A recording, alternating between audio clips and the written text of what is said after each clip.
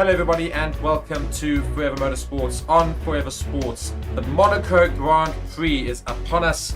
Reese is joining me here as we're going to go and look at all the various things leading into the weekend. Of course, Red Bull leading the Constructors' Championships and the Drivers' Championships with Perez and Verstappen. Lots of things could happen this week in terms of points. It all comes down to qualifying, of course, in Monaco. Monaco, not the most exciting racetrack, but certainly one of the most historic, if not the most historic, in the world. Reese, your thoughts heading into the brilliant challenge, I suppose, in terms of time trial, that is Monaco. Yes, well, Monaco is, of course, a very, very special race weekend on our calendar. It is such a spectacle. We have so many big Formula One fans, as well as a lot of celebrities that come to watch in Monaco. It is, as you say, not the most exciting race in terms of racing. It is just pretty much a time trial, with a lot of the race results being taken from qualifying the day before, as the track is just so narrow, and it is, with these new cars, pretty much impossible to overtake here.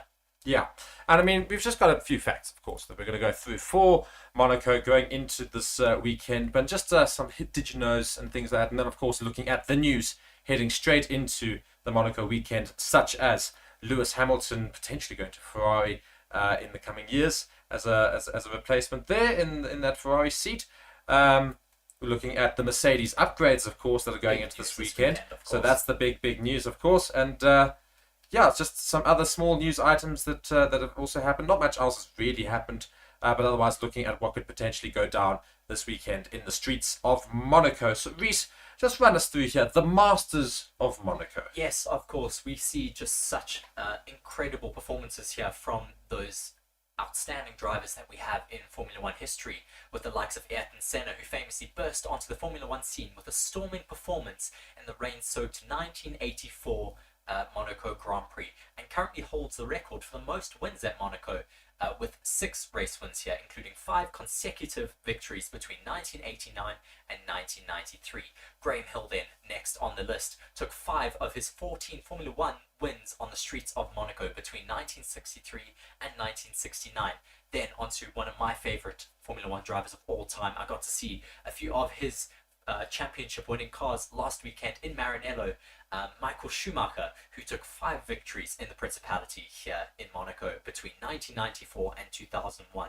Next on the list then is Alain Prost, who won 4 times in the 1980s, while battling it out against Sterling Moss and Jackie Stewart, each winning 3 times at Monaco.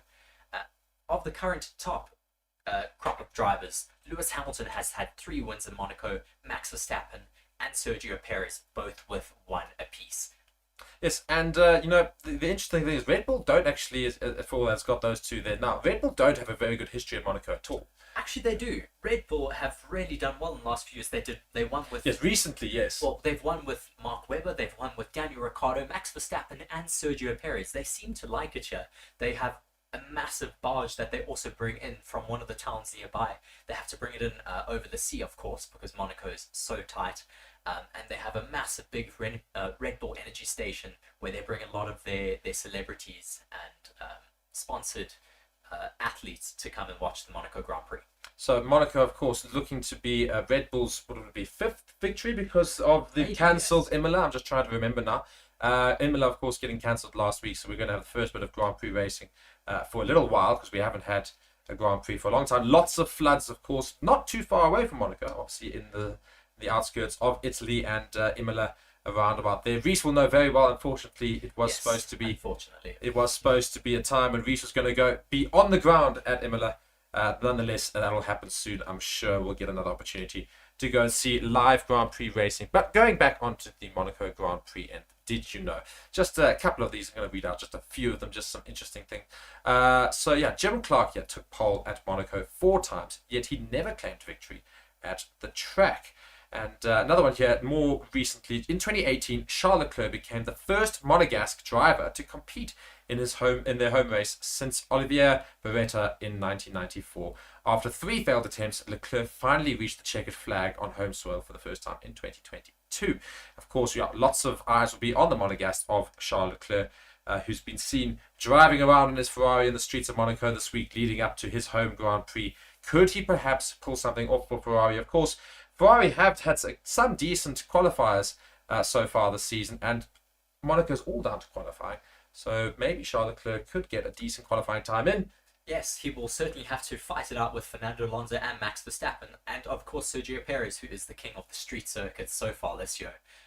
Lots of talk, though, going into this race weekend from Fernando Alonso, who seems quite confident with the Aston Martin's performance. I wonder if they are also bringing some upgrades this race weekend with the likes of Mercedes. Yeah, I'm certainly hoping to see a very good performance from Aston Martin. I think, funny enough, this might be a weekend where the points are really quite scattered throughout the bunch, because if Red Bull don't qualify 1 and 2, they're not going to finish 1 and 2, I don't think. Not unless everybody ahead of them that happens to have finished higher manages to crash out in the race, because it's so unlikely that you'd be overtaken in Monaco. You'd have to do really well to get overtaken, essentially. The only way we've really seen drivers able to make overtakes, it's not even on track. You have to do it with your strategy. Yes, with your pits.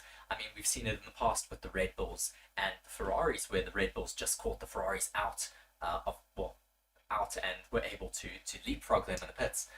But we'll have to see what happens this race weekend. There is also a lot of rain scheduled, so we could have another very, very exciting race on our hands here in Monaco. Yeah, and going back to the whole overtake story, of course, one of the only ways you can overtake is undercutting through the pits and through strategy like that. But if you do get held up behind other drivers, you can't go quicker, and that could lose you time in terms of trying to overtake those people in the pits. So even though Red Bull might be aiming for that sort of strategy, if they should not finish 1 and 2, they're going to have to try and get around people to make up time. And if they get stuck behind slower cars, then they're going to be stuck behind slower cars. I mean, never mind slower cars. We've seen in the past in Rasgas where I think it may have been Pascal Wehrlein in the Sauber who managed to lose it and just completely block the entire road, and everyone had to stop behind him. They were not able to get past at all.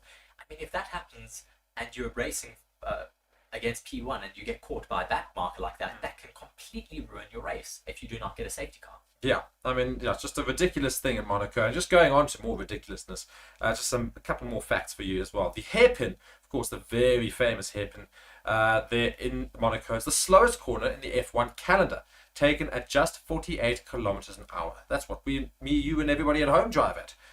The corner has had a number of names through the years. Originally the station hairpin, and then the Lowe's hairpin.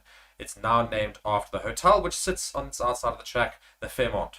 And of course, just another little fact for you here. McLaren have led more laps on the Monaco Grand Prix than any other team. Don't know if we'll see them leading any laps of this race No. again. They've completed 916 laps in the lead. Michael Schumacher is the driver to have led more laps here than any other driver, having led 435 laps over the course of his career. Insane, that. And just one more little fact for you here. 82 different drivers have stood on the Monaco Grand Prix podium over the past 70 years.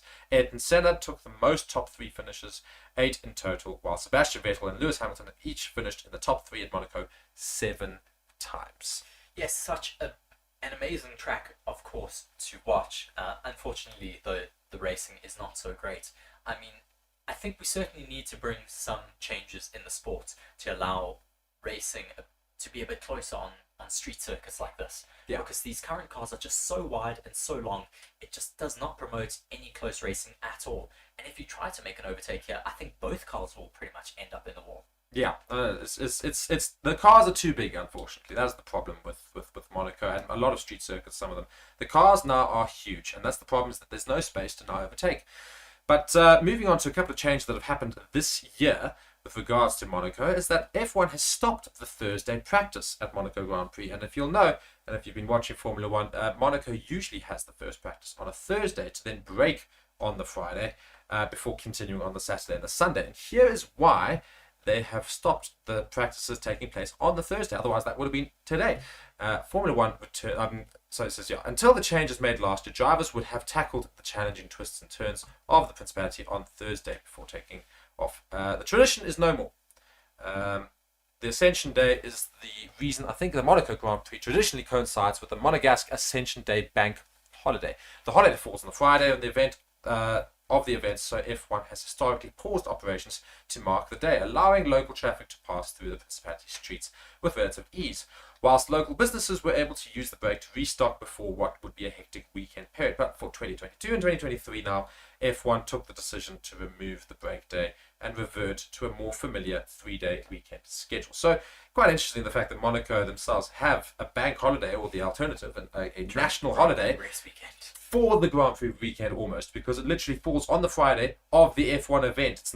It's scheduled in any certain time. It's when the F1 is, and that just tells you how important Formula One is for Monaco. Yes, just before we move on to the next article, just another fact that I saw that we had historically we've had Monaco have been in charge of all of the production as well as the direction of the footage for the Formula One race weekend. But this year, Formula One have decided to take back that from Monaco. Thank goodness, because often in the past we've seen terrible directing. Often we see there's a battle for the front, and then we go and see Lance Stroll at the back. I mean, really.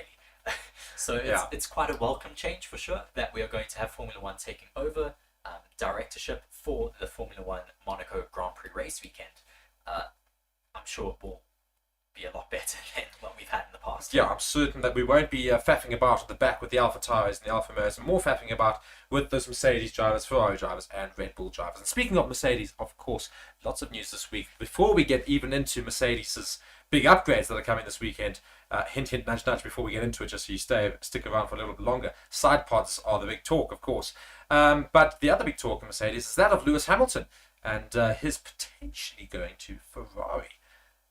What do you know about this, Reese?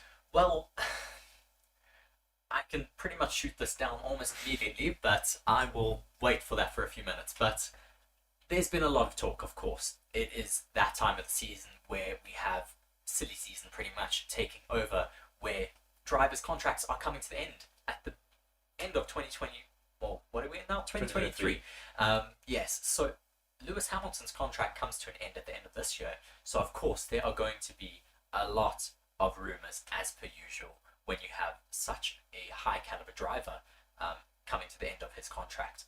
But there's been a lot of talk about Ferrari wanting to sign Lewis Hamilton. Of course, I'm sure Lewis would prefer to stay with Mercedes if they can get to the bottom of their issues with their zero side pod car, or, as we'll talk about later, a side pod car. But the biggest part of the rumours of him going to Ferrari is the fact that they are reportedly going to offer him £40 million a year to race in the red Ferrari seat. Yeah, I mean, it's I know it's all ridiculous talk, but at the end of the day, it's not abnormal for Ferrari to go and do this sort of thing, because we have seen Ferrari go and get great drivers near the end of their careers to come in and fill that spot. We saw that with Sebastian Vettel, of course, and the likes of, yes, Michael Schumacher wasn't at the end of his career, but was certainly there for many, many, many years. And they went and got back Kimi Raikkonen again as well, after having a great season, great couple of seasons with them prior to that, many years before that. So they're not adverse to going and getting a seasoned professional back in for a couple of seasons. So it wouldn't be unlike Ferrari. It certainly worked for them in the past with Michael Schumacher. Of course, he wasn't as seasoned back then, but he was in Benetton. He won his first championship with them. He could have stayed on and won more championships with them, but Michael decided to go across to Ferrari and give himself a bit of a challenge. Maybe that is what Hamilton is looking for at the moment. A bit of a challenge to build up a team from not necessarily race wins. I mean, Ferrari are able to win races, but maybe just to structure the team a bit better and allow them to, for him to tell them where they need to make changes. Of course, they've got Fred Vasseur, their new team principal, who has come out already and said all of this is just as it seems. It's just rumours. They haven't had any contract talks with Hamilton or his management so far. But as we know in Formula One, where there's smoke, there's often fire. Yes, I know. And the good thing is that a lot of these stories, a lot of them gibberish and rubbish and a lot of that stuff. But sometimes, as we says, if there's smoke, there's fire sometimes. And I would not be surprised as well, because of course team principals are never going to go out and say, yes, of course we are going after Lewis Hamilton and things like that. So I doubt very much they are, but wouldn't be surprised. You'd be stupid not to take a dig at getting Hamilton in your seat. He is a seasoned professional with 7 world championships. I'm sure every team on the grid would love to have him. Whether they could afford them, though, that is the question. Yeah. And of course, now we move to the next little piece of information. That is, of course, the amazing thing. So I've just got a little bit of the image right ahead of my face here, which is quite funny. But I'm just going to move that ahead of myself. There we go. Look at that. So one thing that we can look forward to this weekend, well, speaking of Mercedes and Lewis Hamilton, is the big upgrades that have been leaked online ahead of it, and that we've seen for Mercedes heading into the weekend. So Formula 1 journalist Albert Fabrega has taken to social media to share a photo of the reported new side pods on the Mercedes W14 ahead of the Monaco Grand Prix. The Silver Arrows were due to unveil a radical shake-up to their car at Imola prior to the race's cancellation. That would have made a lot more sense, because unveiling upgrades to Monaco is a bit of an odd one, considering it's a very difficult racetrack. Nonetheless, the team currently find themselves unable to compete with Red Bull in their dominant RB19 and have pinned that on their notorious zero-pod design this season. And big news of the week is the fact that they no longer have zero pods. Well, it is a bit deeper than just the side pods. I've been, of course, going into it quite a lot today. I am putting together a technical analysis video for all of you guys, and that shall be up hopefully shortly this race weekend. It's not just the side pods that they have made radical changes to. Most of their front suspension is completely different. Trying to address the they have braking issues quite a lot. You hear George Russell and Lewis Hamilton talking about their front suspension changes are hoping to tackle that quite a bit better. But of course, the major aesthetic change that you can see is those side pods finally being brought back. Whether this is going to allow them to compete immediately, I don't think so. They've got 1.5 years now to catch up on the rest of the grid. Yeah. I mean, they've all been running side pods for 1.5 years. Mercedes have adamantly stuck to the zero side pod design, and now they have to catch up 1.5 years of R&D, 1.5 years of error analysis. This has really bit them in the bum. Yeah, I mean, just to go further on and furthering on from what Reese is saying, bring a significant upgrade package like the one that we're talking about to the narrow street circuit of Monaco is really quite risky. Of course, Monaco being one of the most difficult tracks to race for all these drivers, and so tight, likelihood of putting their car into the wall quite highly likely. And when you're running upgrades, you don't really want to be doing any sort of repairs and having to do damage limitation, because you're wanting to see how the car can get around. And also, you're not really going to get a good idea of how well the upgrades have managed to work, because it's not a normal track. It is such a slow street circuit as well. Of course, as you said earlier, it has the slowest corner on the Formula 1 calendar, which means that if they're trying to do any aerodynamic analysis, you're not going to get very good data from it, because you don't have any long straights to get some good fluid dynamics testing, where they paint those cars in those high-vis paints, which allow them to see how the air flows down their car. You're not going to get a lot of that, because it's so slow, and you don't have a long straight to allow that paint to really show you where the air is moving over that car.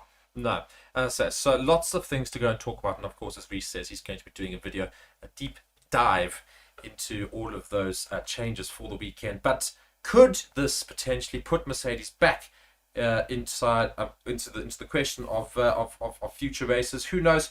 As I'm sure it's the step in the right direction for the Silver Arrows, or / the Black Arrows now, as I think I might call them. But Carbon Arrows. The Carbon Arrows, yes. But nonetheless, Mercedes have got lots of work to do. But could this potentially lead them in the right direction for George Russell and Lewis Hamilton and Toto Wolff and all of the other buggers at Mercedes? And we move on to just the last little bit of news with regards to those upgrades, and that's exactly what we're pretty much saying, is the fact that Mercedes must not draw too many conclusions from the upgrades, says team principal Toto Wolff. Yes, I mean, they are currently 122 points adrift from Red Bull after only 5 races so far this season. Mercedes were originally going to bring their new developments to the Emilia-Romagna Grand Prix. Of course, we know that was unfortunately cancelled due to the drastic weather conditions that were taking place in the Emilia-Romagna region, which I think unfortunately even bit them further due to the fact that they were not able to get some testing done. I think that's pretty much what they were planning in Emilia-Romagna or Imola. They were pretty much just going to be doing testing that entire race weekend. They were writing it off But this race weekend in Monaco is where they have now brought these upgrades. The revised calendar means that Monaco is now the starting point of the European leg of the season, said Wolf. It is a unique event, but will still provide an opportunity to learn about the upgrades to the W14. But we also need to be careful not to draw too many conclusions from this one event. We are introducing the first step in a new development direction. It's about time. I'm sure many Mercedes fans will be happy that they have finally dropped that zero side pod design. We can call it a concept because it was a concept that never worked. That never actually gave them any race wins in a season and 5 races. It won't be a silver bullet, says Wolf. From my experience, they do not exist in our sport. We hope that it gives the drivers a more stable and predictable platform. Once again, going onto that front suspension, it should give them a lot more stability in braking as well as turning. We hope that it gives the drivers a more stable and predictable, as I said, then we can build on that in the weeks and months ahead. Formula One is tough. It's a competition that does not allow mediocrity. We are not where we want to be, but there's no sense of entitlement. It's just about hard work to get us to the front. And unfortunately, Mercedes has a lot of hard work ahead of them in the next, I think for the rest of the season, really, we're not going to see them challenging for the front. They may now really fall to the midfield with these upgrades until they get to grips with it. Or they could suddenly find themselves right at the front after qualifying, and it'll be the most hilarious thing in the world. I will be extremely, extremely surprised. Of course, it's 0.00001% chance, but perhaps, maybe, I'm going to do this for all the Merc fans who are so desperate to see their team get back into winning position. Maybe this is the upgrade they always needed, and that car's going to be suddenly quicker than that Red Bull. I mean, the only data they have at all on side pods is from Spain testing in early 2021. That is it. They have, I think, 2 days worth of data on that from when they were still hiding their zero side pods concept. And that's it. I mean, they have really, really found themselves on the back foot here. Just from, I think it's Naomi Schiff here speaking, I don't think he's considering it, leaving Mercedes, talking about Lewis Hamilton with the Ferrari contract negotiations. But if these upgrades do not live up to what Mercedes are hoping that they will, and potentially, let's talk about next season, and they start poorly again, then he will be considering it in what manner he wants to end his Formula One career. Of course, that is, I mean, you have to give it to Hamilton. He has had a stellar career up until this point. You don't want to end up finishing your career being in the back. I mean, you want to be still challenging for races. Last year was his first season in Formula One where he hasn't won a race. I mean, he will be fuming about that, I'm sure. Yeah. As I say, this is all in anticipation of the Monaco Grand Prix. So, lots and lots of things to look forward to, of course, in what is arguably the most dire race to watch, but the most famous and most luxurious event, I'd almost say, in the world calendar for any sport. It is, of course, Monaco Grand Prix in Formula One. Just quickly going into this weekend, of course, we're looking at the driver standings here. We've got Max Verstappen in first place, Sergio Perez in second, Fernando Alonso in third. That little friend that's always there, the third wheel, that is Fernando Alonso. Lewis Hamilton, however, in that Mercedes, is currently sitting fourth. Carlos Sainz in fifth, George Russell in sixth, and the Monegasque of Charles Leclerc in seventh, with the following Aston Martin, Lance Stroll in eighth. Can any of those teams manage to get something up on those two Red Bulls? Up at number one, of course, Red Bull still leading the Constructors' Championship by a hell of a long way already. And other teams to sort of look out for. Of course, Alpine racing in what is almost a home, but not quite a home Grand Prix. Of course, Monaco in between Italy and France, so almost home for Alpine. Alfa Romeo as well will be looking to try and have a decent few fans there, hopefully supporting Valtteri Bottas and Guan Yu Zhou. Oscar Piastri in the McLaren and Lando Norris in the McLaren will be needing to try and do something this weekend to sort of get their season back on track. Yes, just touching on the McLaren, they also have brought in a special livery for this race weekend. We saw them doing it, you snigger, but yes. They have brought in a Triple Crown livery, just paying homage to their, I think it was an Indy 500 win, Le Mans win, as well as a Monaco Grand Prix win. So they have a black nose on their car, a white central part, and then orange at the back. A lot of people saying it looks like a cigarette, but it is a welcome change, at least to McLaren. I'm sure fans will be excited about the livery, but Will we be seeing much of it? I don't think so down in P18. And Well, you know, P19 maybe with less orange paint, it might be a slightly lighter because you know white paint is lighter than darker paint. So you know, it's a little bit more white. So maybe that's all the pace they need. I still don't think it's going to fix McLaren's. No, not at all. And of course, other teams that are in trouble at the moment: Haas, AlphaTauri, and the Williams. So could those teams do something in the midfield?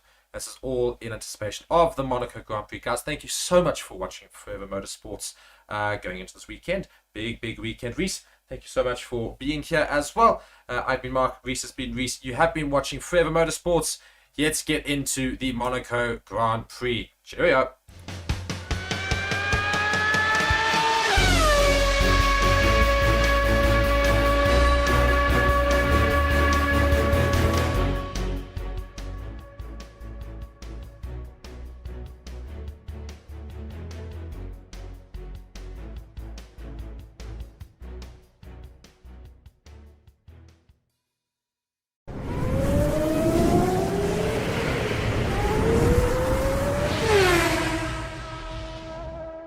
Hello everybody and welcome to Forever Motorsports on Forever Sports. Today's guide on how to watch the 2023 Formula One season, which kicks off this weekend. The Bahrain Grand Prix will officially get the season underway, and there is just so much action between now and about November when the season will come to an end.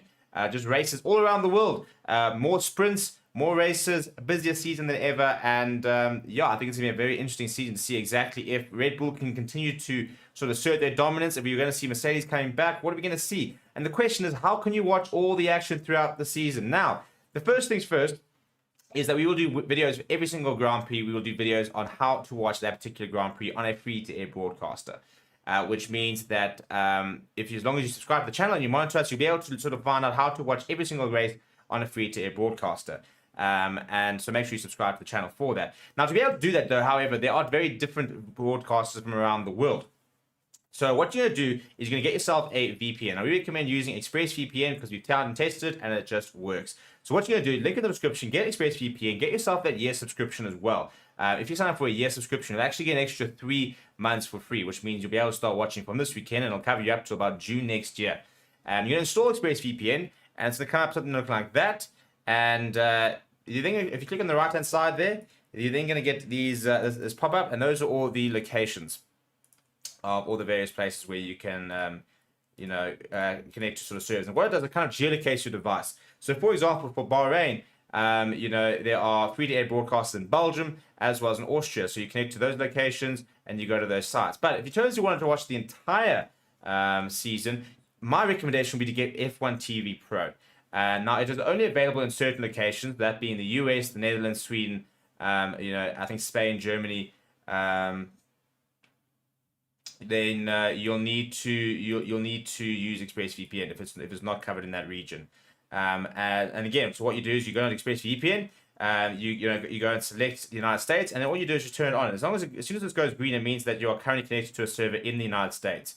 You're then going to go and sign up for F1 TV Pro, which is $45 for the entire year. Alternatively, it is $5 a month, which is really not a lot of money. And you can get so many more things. You can watch onboard footage with individual drivers. You get behind-the-scenes content. It really is the best way to watch Formula One. However, you can only watch it in those regions. And that is where a VPN, like ExpressVPN, will come in clutch and enable you to really sort of get the most out of F1 TV. Check out the description for a sort of step-by-step guide on exactly how you can do it. Apart from that, we'll see you guys throughout the season.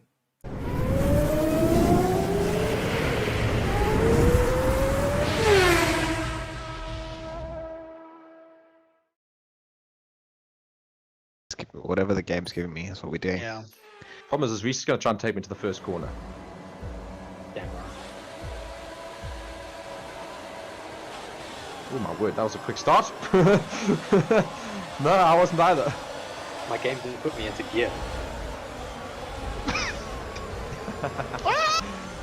What's going on here?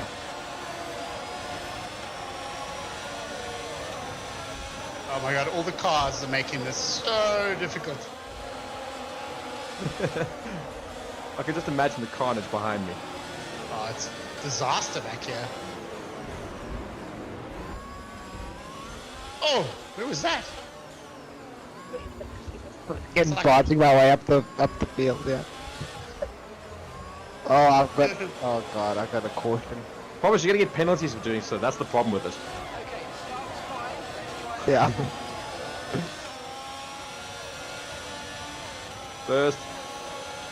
Like William Nicol on a 7:30 a.m. Have I got a corner cutting thing when I was bounced off the wall? Honestly, this game.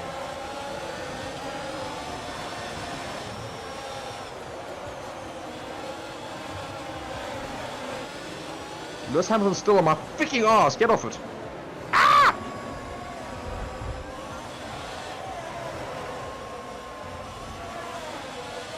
Oh, fuck. There's a whole bunch of cars in the way.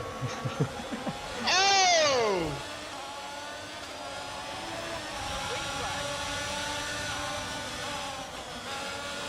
Now lost.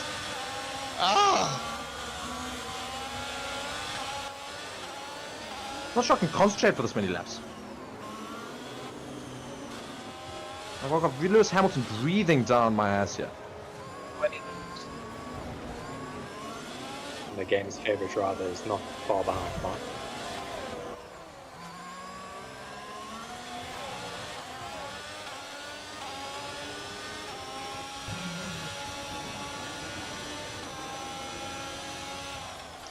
Spat out, so now I'm like miles behind everyone.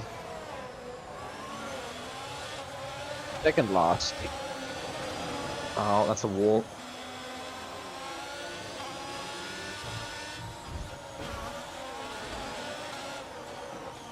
Oh, I hit the wall so badly in the final corner. Yo, I timed it so badly. DRS enabled. God, who uses DRS in this track?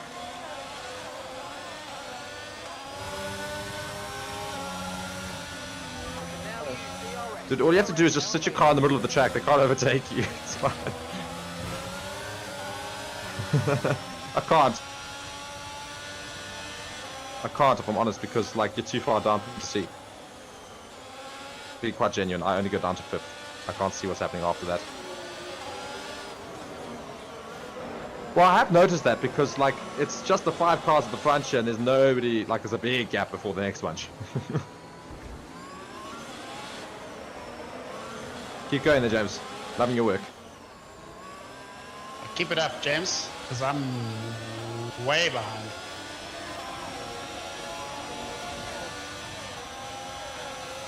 Wall.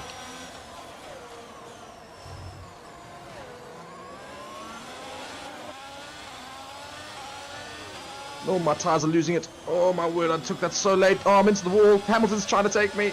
Get away. I'm into the wall again. I'm in the wall again. Hamilton still can't get past me.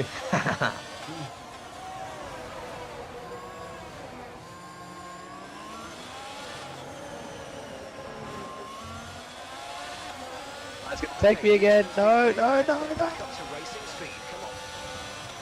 no. I crashed. Fucking. Oh god, these walls are hard.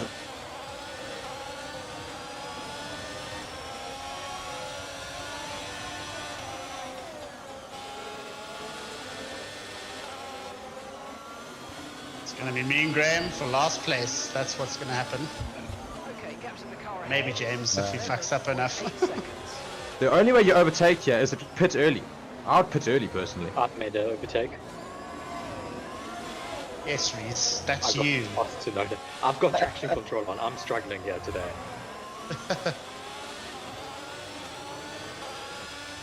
What?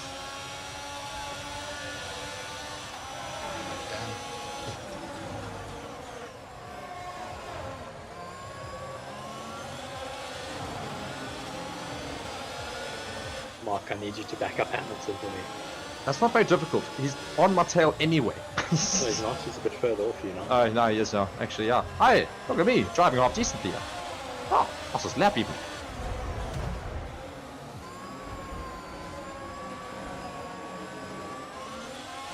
Oh, shit, what's going on over here? Oh, Oh, Jazz losing all his positions now. Graham. That was cheeky. That was cheeky. You can't overtake on a yellow flag.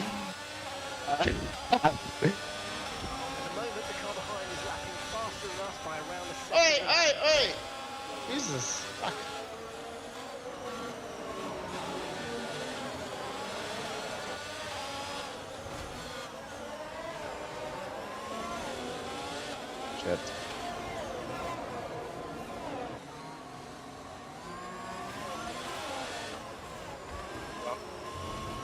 Get up, mate. Come on.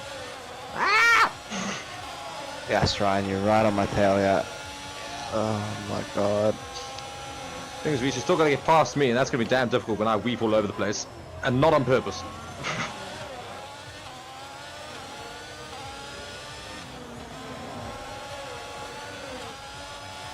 You.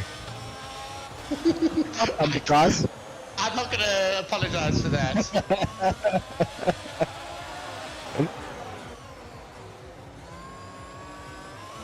Oh! Corner cutting. Oh, that was good.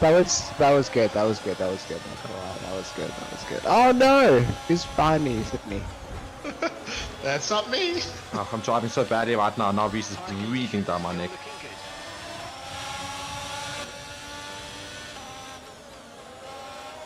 One of the cars will go out. Oh, what? Oh. I already got penalties, so... What's up, Jeff? Well, Ow.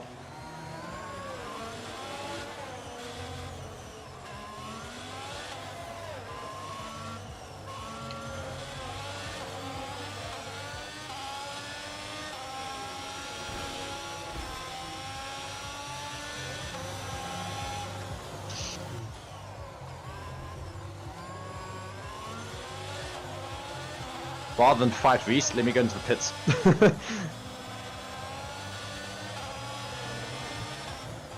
I'm in the pits. my bad.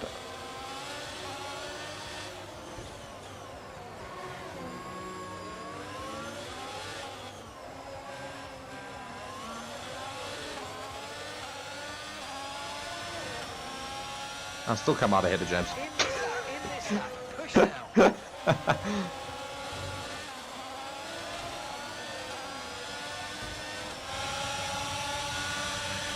Out.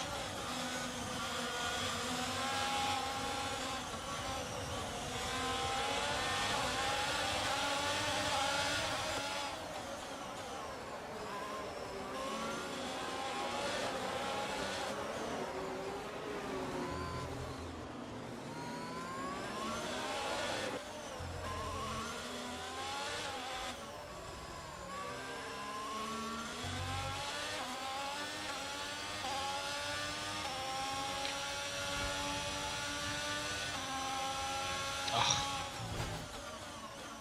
5 seconds behind anyone.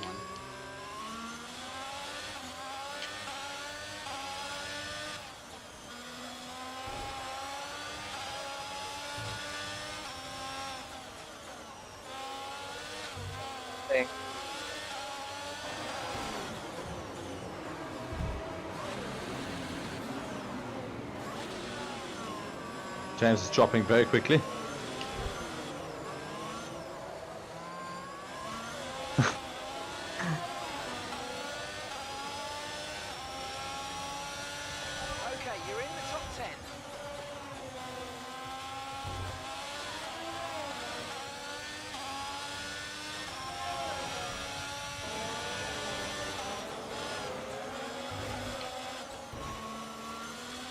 Oh shit.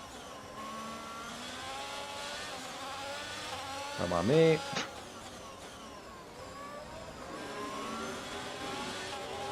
So there's one way to overtake. Overtake so that they can't overtake you when you go into the wall, and then keep going.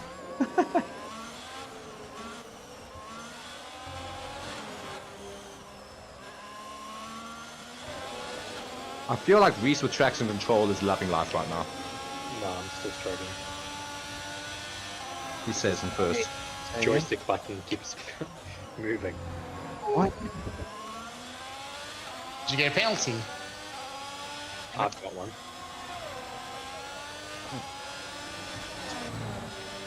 Another thing here. God, my car would be so totaled by now if this was real. If we were playing with Oh, yeah. damage. How long did your pit stop Oh! Shit. Not too long.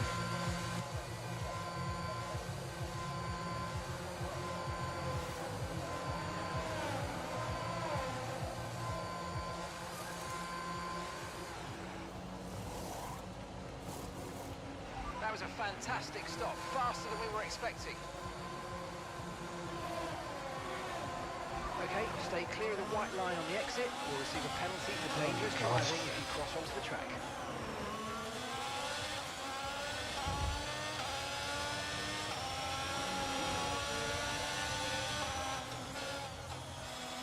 I'm behind you.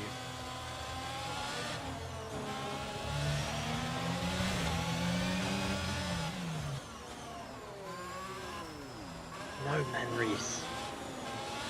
Sue. I made a big mistake, so if you're making mistakes, that works for me because then I can catch up. I made a mistake as I'm about to go into the pits.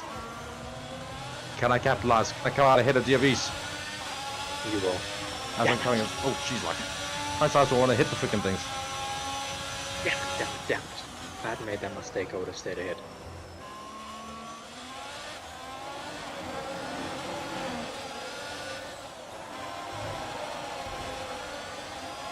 Oh, come on. Now I've got 6 seconds worth of penalties. Honestly, this game is so stupid. What'd you do? Just take the corner too early. I think I slightly cut the pit exit line. Yes, Jeff, shut up, I've seen it already. His name's not Jeff. It is to me. You're losing 2 seconds a lap to the car behind. 2 seconds.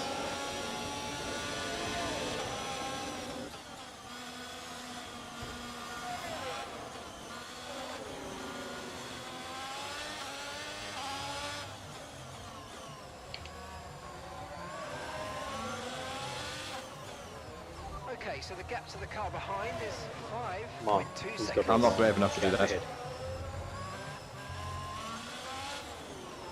Oh, jeez, like, I've just properly lost my tyre there, basically.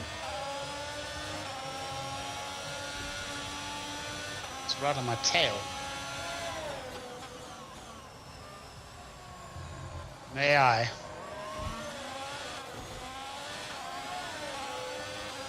Back. Way back. Having a nice, gentle, like Sunday afternoon drive here.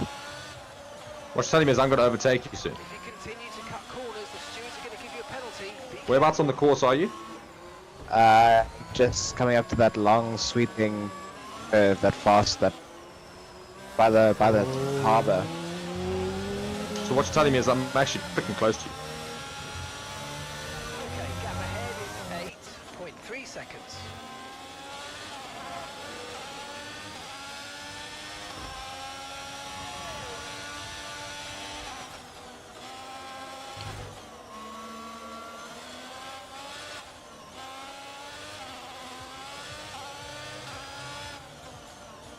Rubbish.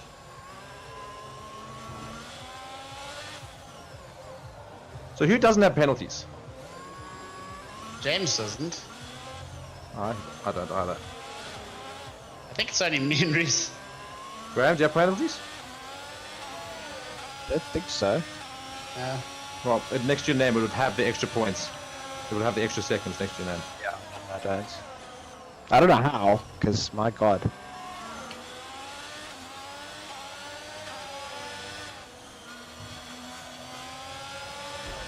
Oh, shit.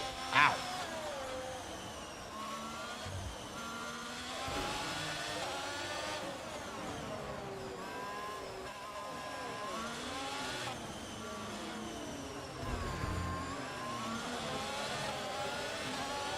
Oh.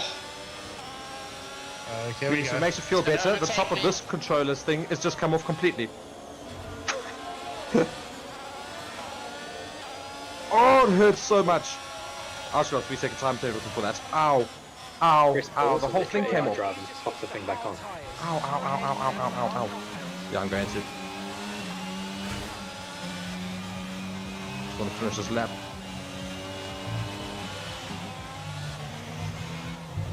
Ow. Really hurts.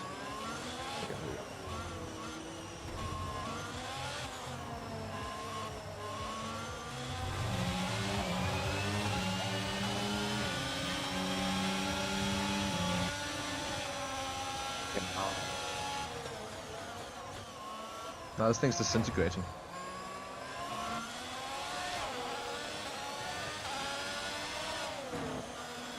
Ah, pointless.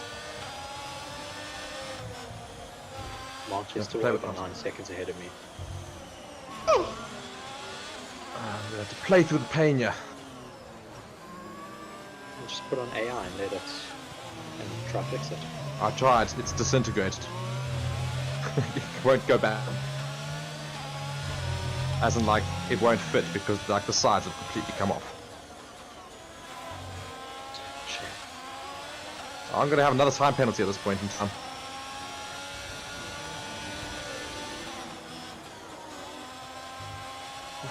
I can't keep my finger on it the whole time, it hurts. Yes.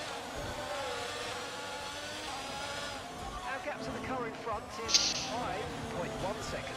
How the fuck do the real drivers do this? I have no clue. It's hard enough in the virtual world.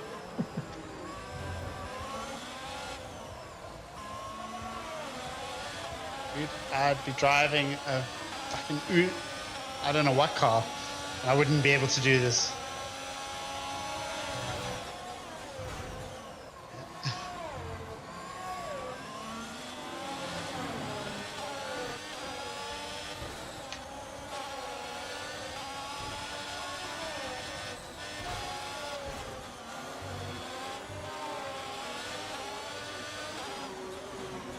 It's like bowling when you got the rails up. Yeah.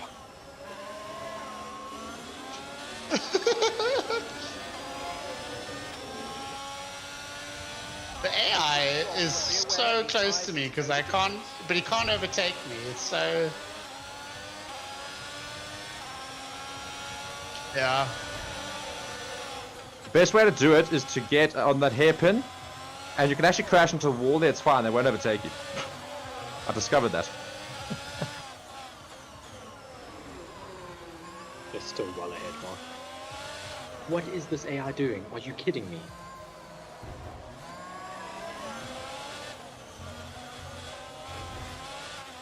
Yeah, shut up, Jeff. Now you've caused me to go in the bloody wall. You remind me of Pie Face. Shut up, Jeff! Yeah, I'm down in 6 now. Said Alright, you're technically second, that's where you are.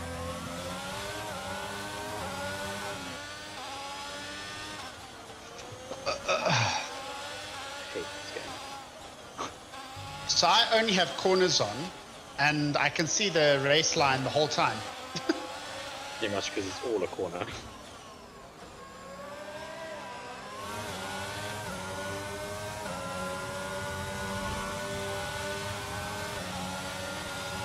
Just told me my freaking tire's gonna start being a problem. That's great, I've still got 5 laps to go. Thank goodness it's almost done.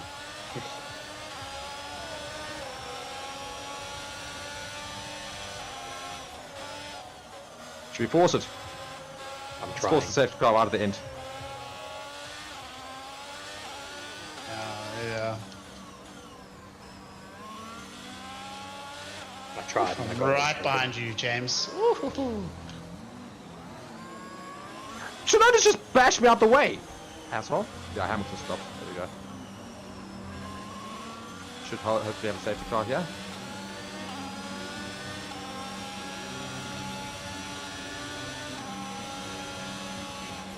At this point in time, Tsunoda's just getting away from me. No! Stop it. I committed, but it didn't work. Bad idea.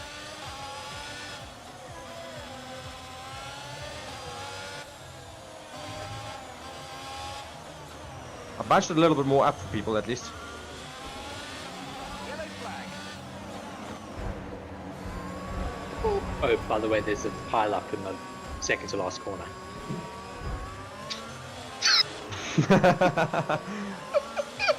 No, I just gotta get 3 seconds ahead.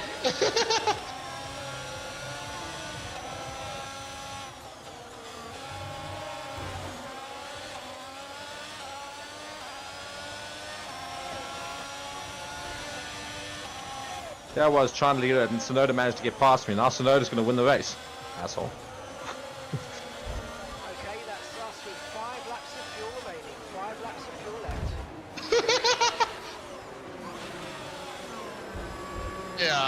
Try to cut me off.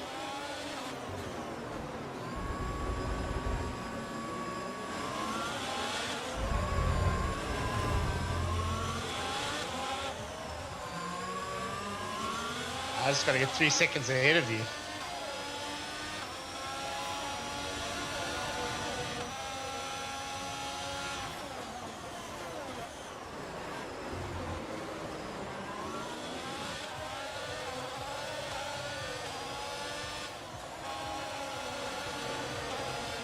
Okay, gap to the car ahead is 2.3 I think there's seconds. 3 laps left. Push. What? Stay clear. Yeah, I went around it.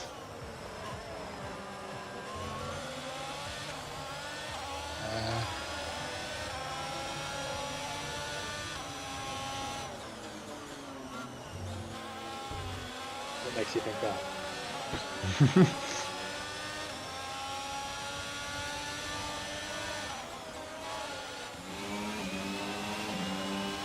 Valtteri Bottas out the session.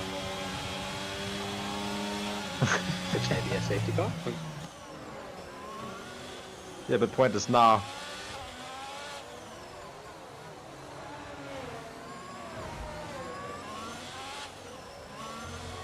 Okay,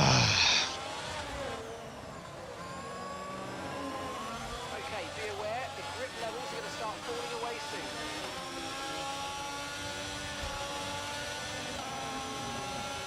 Graham's still down there in last place, like, yeah, I'm just chilling. I did pick up a 3-second penalty now. Hey! Hey, welcome! Hey! Welcome to the club, yeah.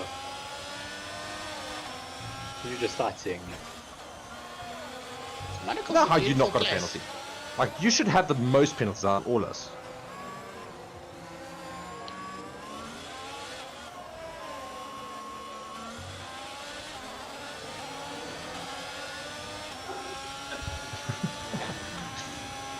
God, You know how to do it without getting the penalties.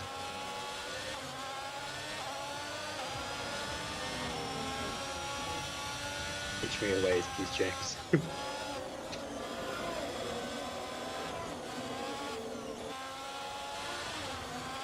Tempting, but I think I'll pass. Oh, jeez, like, just nailed that wall.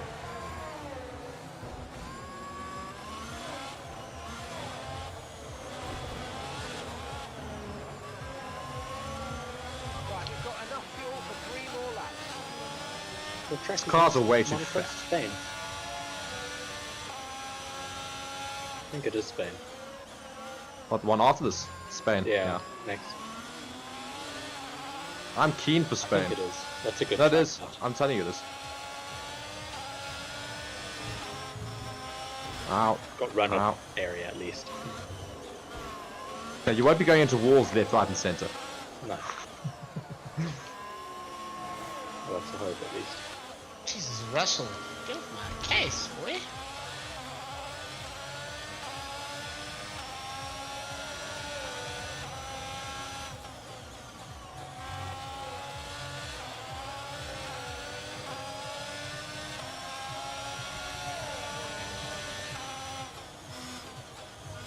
Oh, great, my tires have just come up now and they've thrown me off because it's saying my tires are really bad.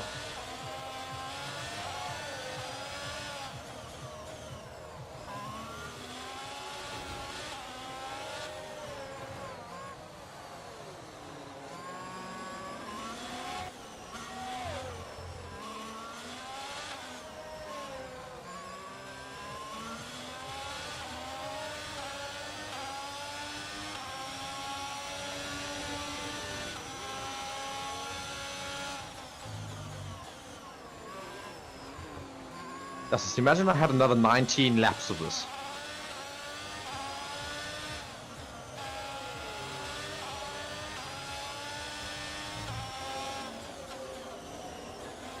Oh no! Oh no! Has he stuffed it up on the last lap? Russell. Now I need to fucking leg. Okay, this is the final lap. Final lap of the race.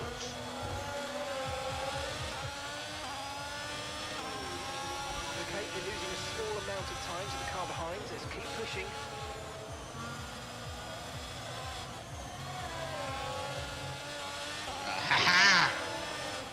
And gap to the car in front is 4.4 seconds. So you get in front of these AIs and then you're good.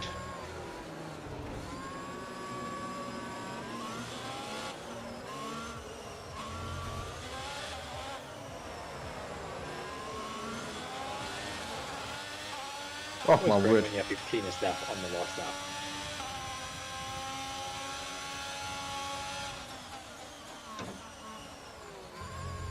Oh well. I Or don't think don't I've need done to. a clean lap. Okay, we've only got 1 lap of fuel remaining. Tina Turner's dad. Oh, Yeah. how have you got time to check your phone? I'm done. Oh.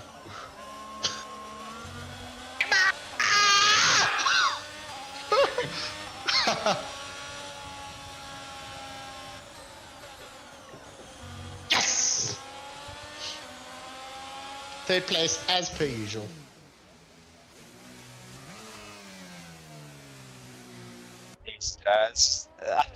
Crash, like, there's one corner that's got me like fucking almost every fucking lap. Oh god. Oh, dismal. Dismal. I hate this track. That's a stupid track. It's absolutely horrific. Well done, James. Driver of the day. How does he get driver of the day? He Does he- finished. He finished above. He started above me, and then I finished ahead of him.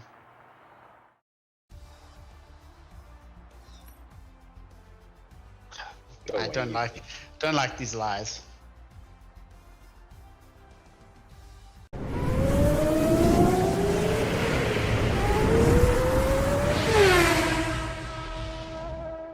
Hello, everybody, and welcome to Forever Motorsports on Forever Sports. Today's guide on how to watch the 2023 Formula One season, which kicks off this weekend. The Bahrain Grand Prix will officially get the season underway, and there is just so much action between now and about November when the season will come to an end. Just races all around the world, more sprints, more races, a busier season than ever, and yeah, I think it's going to be a very interesting season to see exactly if Red Bull can continue to sort of assert their dominance, if we're going to see Mercedes coming back, what are we going to see? And the question is, how can you watch all the action throughout the season? Now, the first things first is that we will do videos for every single Grand Prix. We will do videos on how to watch that particular Grand Prix on a free-to-air broadcaster. Which means that as long as you subscribe to the channel and you monitor us, you'll be able to sort of find out how to watch every single race on a free-to-air broadcaster. And so make sure you subscribe to the channel for that. Now, to be able to do that, though, however, there are very different broadcasters from around the world. So what you're going to do is you're going to get yourself a VPN. I really recommend using ExpressVPN because we've tried and tested it and it just works. So what you're going to do, link in the description, get ExpressVPN, get yourself that year subscription as well. If you sign up for a year subscription, you'll actually get an extra 3 months for free, which means you'll be able to start watching from this weekend and it'll cover you up to about June next year. And you're going to install ExpressVPN and it's going to come up something look like that. And you think if you click on the right hand side there, you're then going to get these this pop up, and those are all the locations of all the various places where you can connect to sort of servers. And what it does, it kind of geolocates your device. So for example, for Bahrain, there are free-to-air broadcasts in Belgium as well as in Austria. So you connect to those locations and you go to those sites. But if you totally wanted to watch the entire season, my recommendation would be to get F1 TV Pro. Now, it is only available in certain locations, that being the US, the Netherlands, Sweden, I think Spain, Germany. Then you'll need to use ExpressVPN if it's not covered in that region. And again, so what you do is you go on ExpressVPN, you go and select the United States, and then all you do is you turn it on. As soon as this goes green, it means that you are currently connected to a server in the United States. You're then going to go and sign up for F1 TV Pro, which is $45 for the entire year. Alternatively, it is $5 a month, which is really not a lot of money. And you can get so many more things. You can watch onboard footage with individual drivers. You get behind-the-scenes content. It really is the best way to watch Formula One. However, you can only watch it in those regions. And that is where a VPN, like ExpressVPN, will come in clutch and enable you to really sort of get the most out of F1 TV. Check out the description for a sort of step-by-step guide on exactly how you can do it. Apart from that, we'll see you guys throughout the season.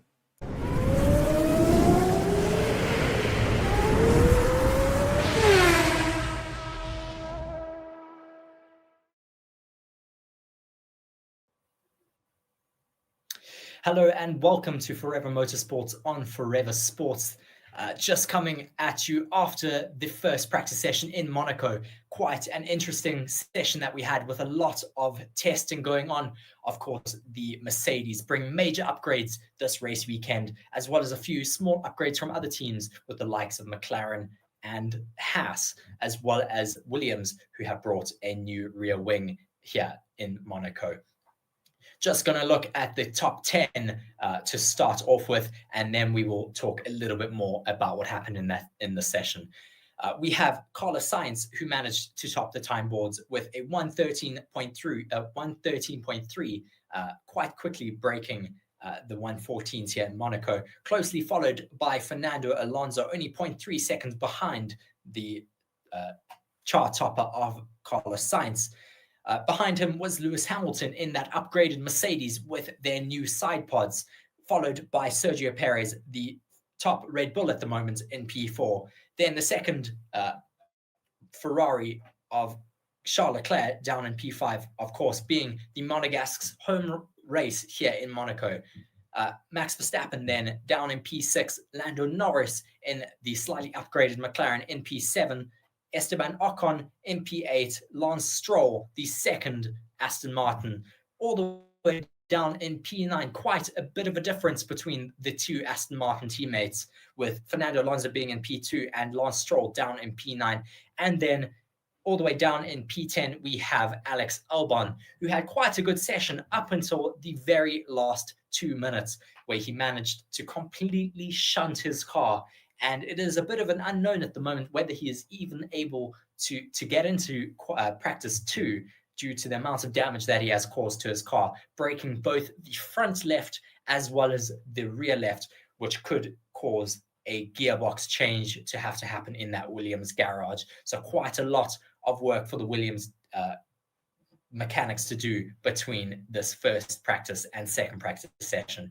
Then moving on to the bottom 10, we have Valtteri Bottas down in P11, Kevin Magnussen in 12th, Yuki Tsunoda, who has also been quite a lot of talk with the Honda powertrains moving across to Aston Martin, down in P13, Pierre Gasly in P14 for the Alpines, George Russell in that second Mercedes, not finding as much pace as his teammate Lewis Hamilton down in P15. Nick de Vries in P16, Oscar Piastri down in P17, who also had a bit of a blunder this practice session, not due to his own fault though, but due to his mechanics, doing a practice pit stop and putting on that right rear, I think a little bit too hard, and possibly breaking the I don't know what it was that broke, but he just completely lost drive and had to come back into the pits.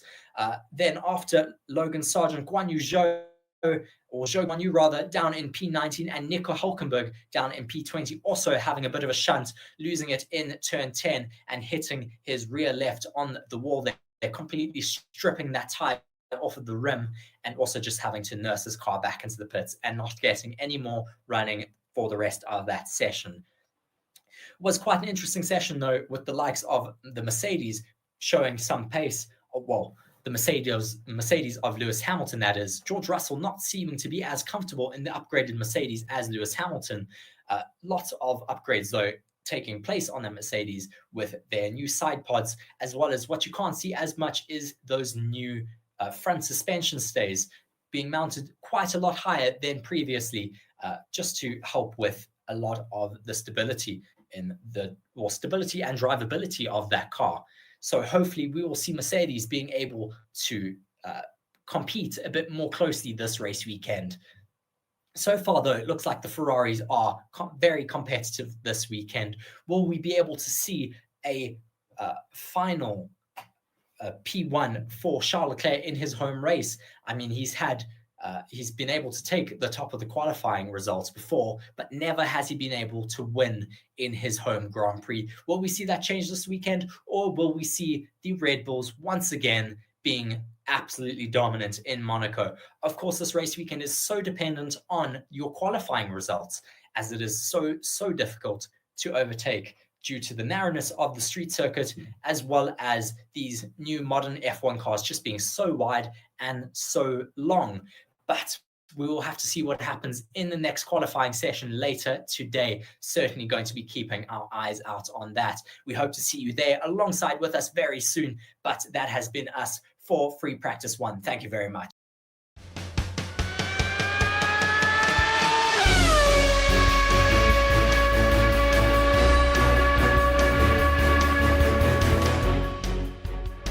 Hello everybody and welcome to Forever Motorsports on Forever Sports. The Monaco Free Practice 2 session has just finished, and a very interesting session it was indeed. And just to give you the final results straight away, Max Verstappen finished and topped the charts with a 1 minute 12 seconds 0.6 fastest lap on a set of soft tyres. Charles Leclerc in the Ferrari, as well as Carlos Sainz, his fellow teammate, in second and third, right on his tail. Carlos Sainz just 0.065 seconds behind Max Verstappen, and Carlos Sainz with a 1 minute 12 seconds 0.569. And notably also crashing out in the session at just about 15 minutes left to go around. Yeah, around 10 minutes left. Yeah. Yes, so a very good session for sure. Max Verstappen should be very happy at the end of that session after his woes in FP1. He was not so happy due to a lot of bottoming out on his car and a lot of bouncing on the rear end, but they seem to have been able to sort those issues for Free Practice 2. Max Verstappen then topping the timesheets by the end of that session with a 1:12.462 seconds. His teammate, though, unfortunately not finding that same pace that Max Verstappen was able to have, only finishing all the way down in seventh place for Sergio Perez with a 1:12.991, almost half a second slower than his teammate. Rather interesting though for Sergio Perez, who's normally the king of street circuits, not the king of Monaco by the looks of it this weekend as of yet. Indeed, and looking at the Mercedes cars, of course, that's where all the talk is for this weekend. We've got Lando Norris beating Lewis Hamilton, however, Lewis Hamilton only in 6th, so that McLaren managed to get quicker than the Mercedes, even with Mercedes' upgrades so far. So big news with regards to Lando Norris, putting in the 5th fastest time. But nonetheless, Lewis Hamilton managing to find a lot more time in this car compared to his teammate George Russell, who's all the way down in 12th. Yes, Lando Norris with that upgrade on the McLaren, they just have a few little suspension upgrades, as well as I think a bit of a rear wing upgrade. Of course, most of the teams this weekend are bringing their highest downforce rear wing due to the fact that Monaco is such a downforce dependent track. But Lewis Hamilton, as you said, finding some great pace with that upgrade in Mercedes. His teammate, though, seeming to struggle in both sessions so far, possibly because he just needs to adapt his driving a little bit more to this newly upgraded Mercedes car.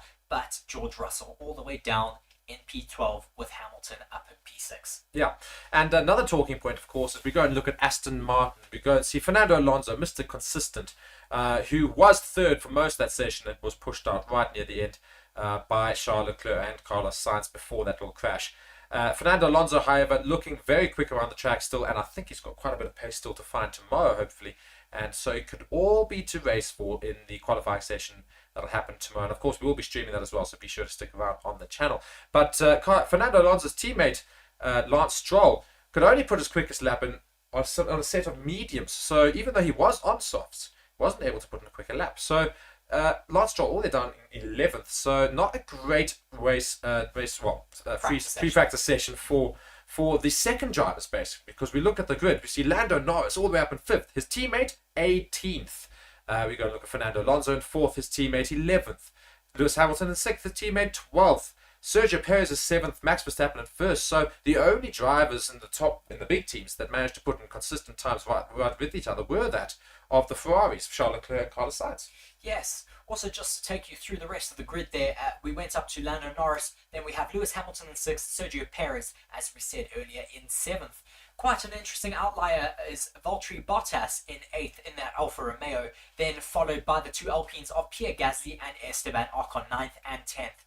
Lance Stroll, as we said, in P11, quite a way off of his teammate, who's all the way up into 4th at the moment. George Russell, then the second Mercedes, certainly looking like that second Mercedes at the moment, all the way down in 12th. Guan Yu Zhou in P13 at the moment, very far off the pace as well of his teammate. Kevin Magnussen then, the first of the 2 Haas's, in 14th, and then 15th for Nico Hülkenberg. The Japanese driver Yuki Tsunoda down in 16th at the moment, with Nick de Vries closely behind in 17th. Oscar Piastri, then the second McLaren, also not looking like he's so comfortable at the moment in that McLaren car, which has been having trouble all year long so far, all the way down in 18th. Then Alex Albon, after his massive shunt in FP1, was able to get some running in FP2, but was only able to promote himself up into 19th place ahead of his teammate Logan Sargent. Once again, all the way down in P20. Sargent once again having a shocker of a race weekend. He just does not seem to find any pace. No, and I think his driver's seat might come into threat soon if these times don't start to improve. And I think, unfortunately for Williams so far, for the first couple of race weekends, everybody was impressed with how they were doing. They seem to have fallen right back into their spot at the very back of the grid. 19th and 20th after that free practice 2 session. But of course, we've got 2 more sessions before the race for these drivers to try and find some pace, and lots of pace still, I think, to be found on this track. Of course, going to be all to race for the qualifier tomorrow, but there is one practice session before that as well, and lots of other racing happening in Monaco this weekend. We've got F2 and F3 also taking part. So yeah, great way to stick around for the weekend, and be sure to stay on the channel Forever Motorsports, which is going to be found on Forever Sports. Reese, any other final comments from that second practice session? Well, not too much, of course. It's some good data for us to have a look at. Interesting to see Max Verstappen was able to pull himself up into the first position once again after that FP1 session where he was not so happy. Interesting though to see Charles Leclerc being able to leapfrog his teammate Carlos Sainz, who was on top in FP1. But we'll have to wait until qualifying tomorrow evening to see if Charles Leclerc can once again take pole in the Principality. Yeah, can he actually go and do something decent in Monaco? Hopefully he can represent the home crowd very, very well. Now let's, guys, just to run you through the top 5 one more time. Max Verstappen 1, Charles Leclerc 2, Carlos Sainz 3, Fernando Alonso 4, and Lando Norris in 5th, just ahead of Lewis Hamilton. I thought I should add that in 6th. Sergio Perez in 7th, Valtteri Bottas in 8th, Pierre Gasly 9th, and Esteban Ocon 10, and then there's the other 10 we don't seem to care about really. Nonetheless, guys, thank you so much for watching Forever Motorsports on Forever Sports. I have been Mark, Reese has been Reese, and we will of course check you in the next stream. And be sure to stick around the channel, subscribe, and like all of our videos for more content. Thank you guys so much for watching. Goodbye.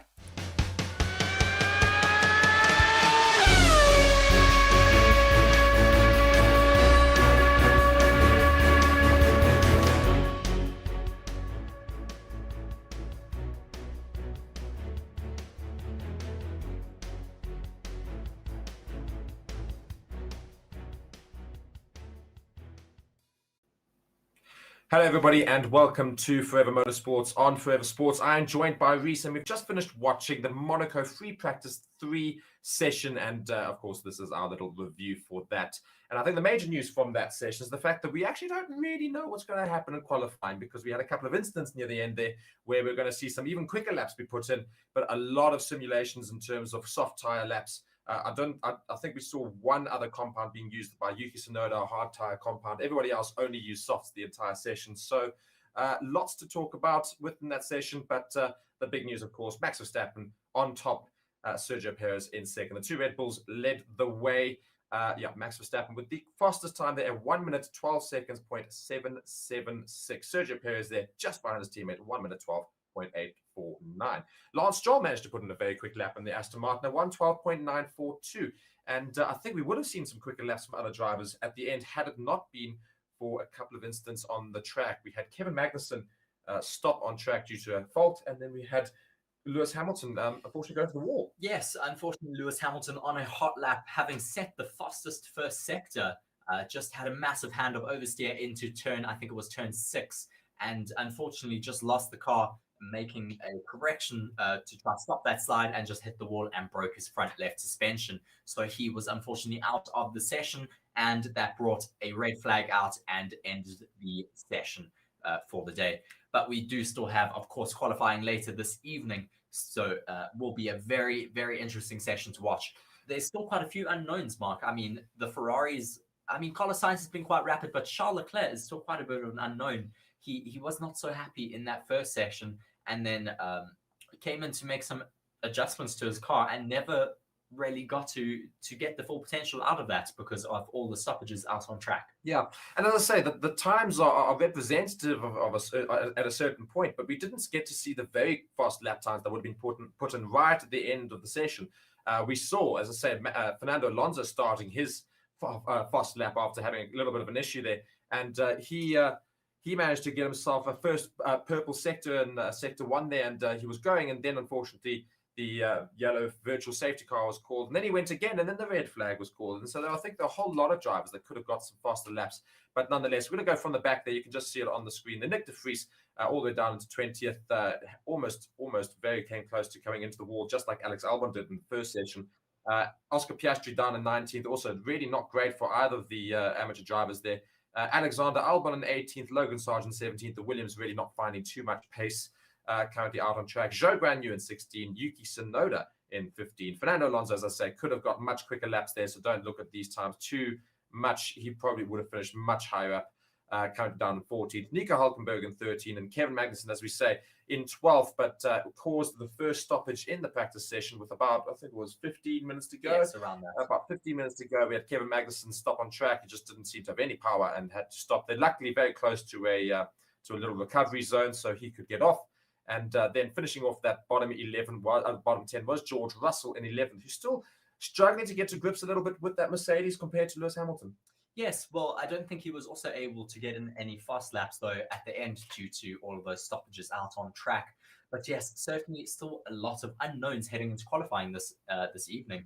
I mean, certainly the Ferraris are going to be a bit on the back foot, especially with Charles Leclerc, who, as I said earlier, made those changes and never really got to see if they've worked to help with the bottoming out on his car. It's going to be difficult, though, going into qualifying because, of course, you are stuck with whatever setups you start with in Q1. That is it. From qualifying till the race, you cannot make any more changes to your setup. That's why I say qualifying is going to be very interesting because we didn't get to have those little bits of adjustments right at the end there. And just rounding off that top 10 was Valtteri Bottas, Esteban Ocon, Lewis Hamilton in 8th, Charles Leclerc in 7th, Pierre Gasly in 6th, Lando Norris again, just like he did in P2, finishing in 5th place. So not bad for the McLaren driver. They could pull something out of the hat for that orange team as well. Carlos Sainz in 4th, doing better than Charles Leclerc all weekend so far. Lance Stroll, as I said, a surprise name up in 3rd. We would have thought that'd be Fernando Alonso. But again, all of these times, we not necessarily representative because we didn't get to see the last few laps from all of the drivers who were starting to put in some new purple sectors and new personal bests. And then, as I say, Sergio Perez and Max Verstappen rounding off the top 2. So, I mean, predictions for qualifying later, I mean, it really is. I mean, I still think Red Bull probably the strongest team. I think the top 2 are pretty much given at this point, but the rest of the 5, I think, are still all to play for right now. But given the fact that in every session so far, we have had a crash of some sort or a stoppage of some sort. We've had a red flag in all 3 sessions. First session, Alex Albon. Second session, Carlos Sainz. The third session, we had both Kevin Magnussen and Lewis Hamilton have issues there. Lewis Hamilton causing the red flag, though. If we should have that in qualifying, just like we did last time where Max Verstappen suddenly found himself all the way down in 13th, because of the stoppage during qualifying where he wasn't able to get a quicker lap in. I think that might well happen yet again because people are really going to be pushing these cars to the limit and they're going to go into walls and things like that. So in anticipation for this race weekend, Max Verstappen has already said he just needs to get out there in qualifying, set his fastest lap as soon as possible in order to get a lap on the board, just in case there are any stoppages like we had last year. I think we are going to have a few moments. I mean, we've seen already in practice how drivers are losing it when they're not necessarily all the way on the edge. In qualifying, you're really, really on the edge. You're pushing as much as you can normally. And that's often when we do get drivers just making mistakes, touching the wall, and ending their sessions. Yeah, as I say, so lots of things could happen in qualifying later with regards to that. So for that, Max Verstappen wants to get out early and put the fastest time in as possible. Of course, it's better to get a fast lap near the end of the session. There's more rubber on track. The car's obviously a little bit better in that regard. You always see the lap times tumble towards the end of each session. So it's going to be very, very difficult. Risk, of course. Yeah, so you do want to get a very quick time in right near the beginning, but it could be all to race for, and I think lots of very interesting things could happen in qualifying later. But nonetheless, free practice 3 is finished, and those were the results from that. Not too conclusive in terms of what might have happened to give us a good idea of what happens in qualifying. So all to look for. And Reese, any final comments? Well, I'm just wanting to maybe ask your predictions for your top 3 at the moment, Mark. I'm going to go for a very interesting top 3 because I think Max Verstappen will probably finish in first. But at the same time, I also think Fernando Alonso was going to go around very quickly, and he's been doing this track for so long, and you can just see that people who are a bit more experienced in this track tend to finish higher up. So I'm actually going to go for a very, very, very bold prediction. I'm going to say Fernando Alonso in first, Max Very Verstappen bold, in clearly. two, and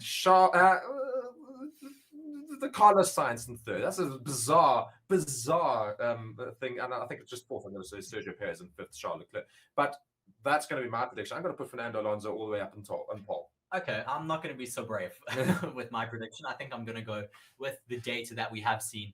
I'm going to say Max Verstappen on pole, Sergio Perez in second position, and then I think third is really what people have to play for. I think first and second, unfortunately, are a little bit out of reach for all of the other teams at the moment. But I think I'm going to say it's his home race. Let's say Charles Leclerc in P3. All right. Guys, thank you so much for watching Forever Motorsports. Of course, be joining us for qualifying in a bit. Cheerio.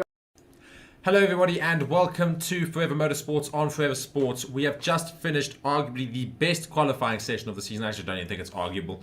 It is definitely the best qualifying session. Shoo, I'm still in awe of what we just watched. Incredible driving from stalwarts and new drivers and the whole lot. It was just incredible from the get-go, from Q1 to Q2 to Q3. Track evolving, major incidents, major discussions that happened and things. I mean, unbelievable stuff just happened there in Monaco. Yes, certainly a very, very exciting qualifying session in the Principality. Certainly one that we expected. I mean, Monaco always gives us a brilliant qualifying session, that is for sure. Qualifying is often more exciting than the race on Sunday. And, well, once again, we got treated to a great qualifying session here today. Big news, though, of course, going into Sunday is the fact that Sergio Perez will be starting all the way at the back of the grid due to him crashing out in Q1. With about 11 minutes left to go of the session, Sergio Perez lost the rear of his car into turn 1 and just completely smashed his car into the barriers, completely destroying his left rear, possibly as well destroying his gearbox. Yeah, going to be big news that the gearbox is gone, because that's going to be needing a gearbox replacement, of course, and there's only so many of those allowed throughout the season before penalties start being incurred. And of course, it's not going to make much of a difference before tomorrow, because he's going to start at the back of the grid regardless. But going forward, that's going to be a huge thing, especially considering the Drivers' Constructors' Championship. He's the one challenging Verstappen, but now he's right at the back in the racetrack, and it's most impossible to overtake. So Sergio Perez dealt a very, very hard blow. Unfortunately, can only have himself to blame. He was the one that crashed the car out there. Other drivers that were eliminated in Q1 included Guan Yu Zhou, Nico Hulkenberg, Kevin Magnussen, and Logan Sargent. None of them managing to get out of the drop zone. Yes, I think most of those were rather expected, with the likes of Guan Yu Zhou, Logan Sargent, not necessarily having the greatest weekend so far. I was a little bit surprised to see the two Hasses being dropped out in Q1, but nonetheless, they are out of that session and will be starting 16th for Logan Sargent, 17th for Magnussen, 18th for Hulkenberg, Zhou down in 19th, and Perez, of course, with that crash, all the way down in 20th. Then we had the Q2 session, which was also quite exciting. We had Lewis Hamilton down in that bottom 5 for quite some time. It looked like he was certainly struggling to get out there, and then luckily able to just find some pace and get himself out of that bottom zone. But our bottom 5 drivers for Q2 are Valtteri Bottas down in 15th place, Lance Stroll in 14th. Certainly a very difficult day for him here in Monaco, with his teammate having a brilliant qualifying session, but him being all the way down in 14th. It's quite polar opposites for those two Aston Martin drivers. We then had Alexander Albon in 13th, Nick de Vries finishing in 12th, and Oscar Piastri finishing his first Monaco Grand Prix weekend qualifying session in 11th. Yeah, Lewis Hamilton doing very well to just, in this very last lap, and it was the last car to go over the line, managing to put himself into the last qualifying session, of course. As you say, Lance Stroll not able to find pace. They just seemed to go slowly around the whole time. Didn't make sense to me when you considered Aston Martin's Fernando Alonso was doing so well in comparison. Not much else to speak about in that Q2, other than the fact that Lance Stroll did go out there. So we also had a little incident from Lando Norris, who managed to hit the wall in the Marina Bay chicane. He just clipped his left front in the turn 10 part of the chicane and broke that steering arm. Luckily, he was able to nurse his car back into the pits, but not before hitting the wall and breaking his front wing as well, but still able to get himself back to the pits. And then they were very, very fortunate to be able to, I think he actually did get a time on the board, but still not necessarily being able to put in a great time in Q3. Yes, of course, managing to put a decent enough time in Q2 to make it into Q3. They then did all of those repairs in between, and then just about halfway through the session, released them out onto the track. So fantastic work from the engineers there. But unfortunately, Lando Norris, as you said, not able to put in a decent enough time to push him anywhere further up. He finishes in 10th. Yuki Tsunoda in 9th. George Russell in 8th. Pierre Gasly in 7th, Lewis Hamilton in 6th. The Mercedes not managing to get too much pace with their brand new upgrades, although they were looking half decent in some of the practice sessions, but Lewis Hamilton complaining that the car was very difficult to drive throughout that qualifying session. So interesting to note that. Carlos Sainz in the Ferrari in 5th, and then complete outlier out of nowhere, Esteban Ocon of the Alpine in 4th position. So fantastic work from the Alpine driver there. And before moving into our top 3, the Monegasque and home driver Charles Leclerc finishes only in 3rd with that Ferrari, and the two incredible battle right at the end there. Reece, just talk us through that. Yes, well, it looked like Fernando Alonso, well, Max Verstappen, of course, went out very early to set a benchmark time for himself as well as for everyone else. Not a very good time from him. It was a 1:12.1 at the time. Then Fernando Alonso went out there and set the first 1:11s of the race weekend. And he was quite rapid out there, improving on his time even more. Max Verstappen looking like he was chasing a little bit. Fernando Alonso then in the final few minutes set a blisteringly hot lap time of 1:11.449. It did not look like Max Verstappen was going to beat it on his final lap, as he was not improving on that time of Fernando Alonso's in the first and second sector. But then in that third and final sector, he just managed to pull some time out of nowhere and just take that pole position lap. Pole position place, of course, with a 1:11.365. So close between himself and Fernando Alonso. Indeed, fantastic racing from Max Verstappen under such huge pressure, knowing that he had to pull all the stops, especially in that final sector. I'm sure they would have told him on the radio. I'm hoping to have said, move it, because he needed to really get going there, and luckily he managed to. And I'll tell you, the celebrations that Red Bull garage and that Aston Martin garage just shows you how much Red Bull had to fight for that pole position, because it was not as easy as the rest of them. Everything else was always P1, and easy P1. This was, oh my word, you made P1, because that was so difficult and so dramatic right at the end there. Unlucky for Fernando Alonso in that Aston Martin. Most people rooting for him, of course, to go and start on pole in Monaco, but he is in the front of the grid. Can he pull something out of the hat as they start the race tomorrow? We will only see on Forever Motorsports as well, so be sure to stream that tomorrow with us. But what a qualifying session it was in Monaco. Yes, it was certainly one to watch, and if you did miss it, you can always go back and watch our quali watch along and just catch up a little bit there. It was certainly a very, very exciting session. Yeah, just going to go run through the grid one more time. So starting on the front of the grid, Max Verstappen, Fernando Alonso. In that second row, Charles Leclerc and the Alpine of Esteban Ocon. 5th and 6th will be Carlos Sainz and Lewis Hamilton. 7th, Pierre Gasly. 8th, George Russell. Yuki Tsunoda in 9th. And Lando Norris rounding off the top 10. Oscar Piastri then in 11th. And Reece, carry on from there. Yes, Nick de Vries then in P12. Albon 13th. Stroll 14th. Valtteri Bottas having a good day out there in the Alfa Romeo in 15th. Logan Sargent down in 16th, Kevin Magnussen 17th, and his teammate Nico Hulkenberg down in 18th, Guan Yu Zhou 19th, and then the big talking point of the day, of course, is Sergio Perez. The alleged king of street circuits is unfortunately out of Q1 and is going to be starting all the way from P20 tomorrow in the race. Indeed. So that was qualifying in Monaco. Definitely the best qualifying session of the season so far. And Monaco, of course, we know there's not too many overtakes, but if there's anything that somebody can do on this grid, it's Fernando Alonso. Fernando Alonso, of course, the wise old fox, as Reece alludes to quite commonly, and Fernando Alonso, if there's somebody who could try and take Max Verstappen into that first corner, it's going to be him. So it's going to be very interesting to watch, and that's all in build-up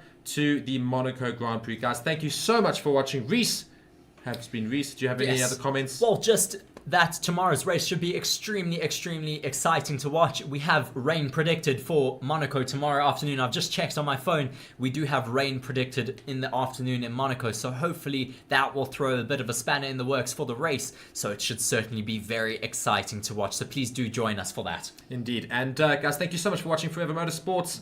On Forever Sports, I've been Mark, Reese has been Reese, and we will see you at the race.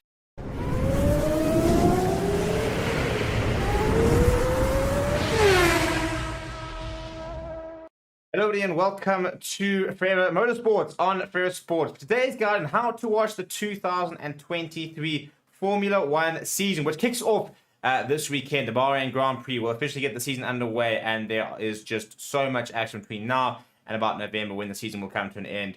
Just races all around the world, more sprints, more races, a busier season than ever, and yeah, I think it's going to be a very interesting season to see exactly if Red Bull can continue to sort of assert their dominance, if you're going to see Mercedes coming back, what are we going to see? And the question is, how can you watch all the action throughout the season? Now, the first things first is that we will do videos for every single Grand Prix. We will do videos on how to watch that particular Grand Prix on a free-to-air broadcaster. Which means that as long as you subscribe to the channel and you monitor us, you'll be able to sort of find out how to watch every single race on a free-to-air broadcaster. And so make sure you subscribe to the channel for that. Now, to be able to do that, though, however, there are very different broadcasters from around the world. So what you're going to do is you're going to get yourself a VPN. I recommend using ExpressVPN because we've tried and tested it and it just works. So what you're going to do, link in the description, get ExpressVPN, get yourself that year subscription as well. If you sign up for a year subscription, you'll actually get an extra 3 months for free, which means you'll be able to start watching from this weekend and it'll cover you up to about June next year. You're going to install ExpressVPN and it's going to come up something look like that. And you think if you click on the right hand side there, you're then going to get these this pop up, and those are all the locations of all the various places where you can connect to sort of servers. And what it does, it kind of geolocates your device. So for example, for Bahrain, there are free-to-air broadcasts in Belgium as well as in Austria. So you connect to those locations and you go to those sites. But if you totally wanted to watch the entire season, my recommendation would be to get F1 TV Pro. Now it is only available in certain locations, that being the US, the Netherlands, Sweden, I think Spain, Germany. Then you'll need to use ExpressVPN if it's not covered in that region. And again, so what you do is you go on ExpressVPN, you go and select the United States, and then all you do is you turn it on. As soon as this goes green, it means that you are currently connected to a server in the United States. You're then going to go and sign up for F1 TV Pro, which is $45 for the entire year. Alternatively, it is $5 a month, which is really not a lot of money. And you can get so many more things. You can watch onboard footage with individual drivers. You get behind-the-scenes content. It really is the best way to watch Formula One. However, you can only watch it in those regions. And that is where a VPN, like ExpressVPN, will come in clutch and enable you to really sort of get the most out of F1 TV. Check out the description for a sort of step-by-step guide on exactly how you can do it. Apart from that, we'll see you guys throughout the season. Hello everybody and welcome to Forever Motorsports for the Monaco Grand Prix, the biggest Grand Prix of the year. And of course this coming after yesterday's very exciting qualifying, which sees Fernando Alonso just miss out on pole position to Max Verstappen. Nonetheless, on the front of the grid, Fernando Alonso, the Spaniard, the one of the all-time greats in Formula One in terms of just longevity, as well as obviously racing for so many big teams. Now Max Verstappen having to put up with that in the first corner, but also all very excited for this very, very rich and very, glamorous event that is Monaco. Yes, for sure. Monaco is one of the most prestigious races on the race calendar. We're currently watching just some of the people being interviewed on the grid at the moment.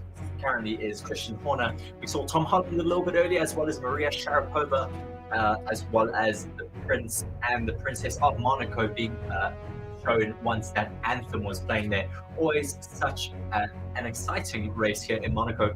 Even if there isn't too much going on, we often still are able to remember what happens here just because it is such a prestigious event, one that we all wait the entire year to watch. Yes, indeed. And Christian Horner looking relatively calm and collected, but he knows that he's got quite a lot of work to do for Sergio Perez, who's right at the back of the grid. And I think there's going to be a big It's going to be a big strategy in place for Sergio Perez. Red Bull seem to be building up a little bit of strategy for him, just hinting at a big race and saying all eyes on Checo today. And I think they have an idea on how to get him further up the grid, which will be very interesting to see. I think we all know pretty much more or less what they're going to try and do. At least what I think they're going to do is I reckon they're going to start Sergio Perez on the harder compound tires to go as long into the race as possible, and then hopefully overtake people whilst they're all in the pits. And in terms of people not joining us, and we're very happy to have you all here as you start to join. And yeah, good morning here for Joshua, and James just saying, what's the weather like? Weather's looking relatively okay. Yes, certainly going against my weather predictions that I saw yesterday that said we would have rain between 12 and 5 o'clock. Maybe we can still get some rain this afternoon, which would probably just throw a bit of a spanner in the works and make the race a little bit more interesting. That would be quite great to see from our side, of course. But Max Verstappen, crucially, has that inside line here in his starting position, starting to the right of the track, which gives him the inside line into turn 1. So hopefully he will be able to fend off from Fernando Alonso, or he will be hoping to fend off from Fernando Alonso.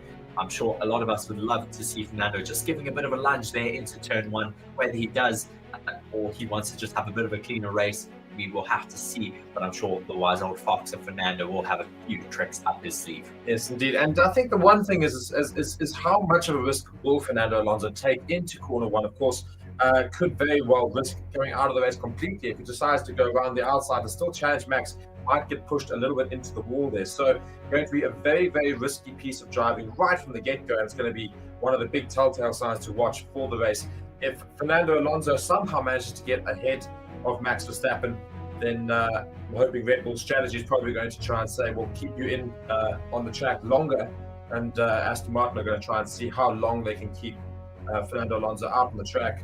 And that's basically where the strategy is going to be. It's going to be all around the pit stops. Yes, strategy plays a massive role here in Monaco. Of course, we saw in the past how the Red Bulls were able to leapfrog the Ferraris with their pit stop strategies. We will surely see a lot more of that here today. Just watching now Fernando Alonso there on that parade lap, just going past all the yachts there in the marina, just absolutely chock-a-block at the moment there. Everyone wanting to get as close as possible to the action here today. Yeah, Fernando Alonso also, I mean, he's pretty much the fan favorite in the world at the moment. And I mean, he's even the driver's favorite at the moment. Yeah. Max Verstappen himself saying yesterday that he is a big fan of Fernando and has just so much respect for him, still being in the sport at this age. yeah, so everybody pretty much roots for Fernando Alonso. So Max Verstappen and Red Bull have got to use, I've got to make sure they somehow don't anger all those fans and don't cause an issue in this race here, because of course everybody's pretty much going to be rooting for Fernando Alonso to somehow get ahead of that Red Bull into turn 1. Yes, I think it is a bit of a tall ask at the moment from Fernando on this super tight track. I think if you do make a bit of a lunge there, you may get an accident there into turn 1.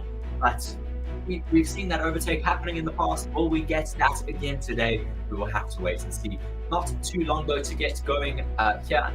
Monaco, 7 minutes and 7 seconds left on the clock before we get that formation lap. And Joshua Simon, you're just asking, who do you think will win the race today? Well, I think it all comes down to pretty much the opening lap.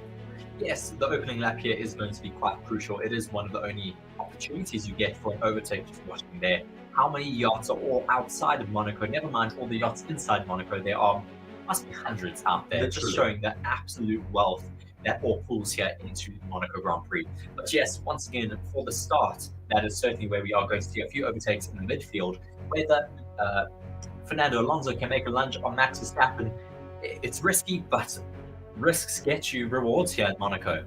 Yeah, so based off of that, who do you think is going to win?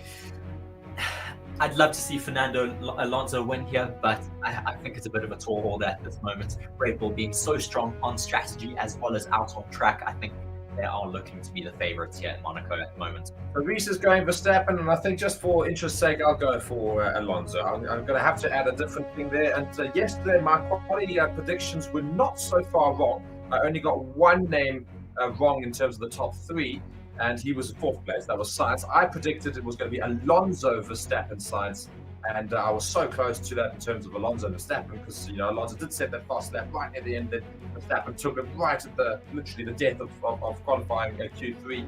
and Sainz finishing in 4th. But Ocon was the surprise one in 3rd. Nonetheless, I was very close. The top 4 do have my top 3 in it. It's got Verstappen, Alonso, and Sainz in it. So based off of that, I'm hoping that my prediction today will be somewhat accurate as well. And I think Alonso maybe does somehow manage to get ahead of that Red Bull. Yes, would certainly be very, very exciting to watch. Just some news though going into there that we haven't spoken about just yet. Charles Leclerc received a 3-place grid penalty at the end of yesterday's qualifying after the qualifying session due to him impeding on Lando Norris's flying lap. Leclerc showing his disbelief on Twitter later in the evening. Just, yeah, it's so unfortunate. Once again, that Monaco curse just coming for the Monegasque in the Principality. Just so disappointing for him. But he did say on Twitter that they will have to fight to get onto the podium that they deserve today. Yeah, and I think, funny enough, the overtakes, there aren't many of them in Monaco, but it's all got to do with the strategy here, and that's the fun thing here in Monaco. It's what tires do people try to use? What tire do you start with? Do you try to aim to go longer into the race so you can somehow get a bit of a gap when people go into the pits, or do you go into the pits as quickly as possible to then try and make up some time? I mean, you almost, as Red Bull, want to, if you're right at the front of it, you almost want to do like literally 5 to 8 laps on soft tires and get into the pit straight away, put on some hards and just go, because then what you can do is make up time, because there's nobody ahead of you holding you up if there's slower cars, and you just keep going and then hopefully somehow undercut them. I think the best strategic option here is to go out on mediums, go as long as possible. There is a massive percent chance of a safety car here. So I think the best strategic decision would be to wait until that safety car gets deployed, then to come in for a pit.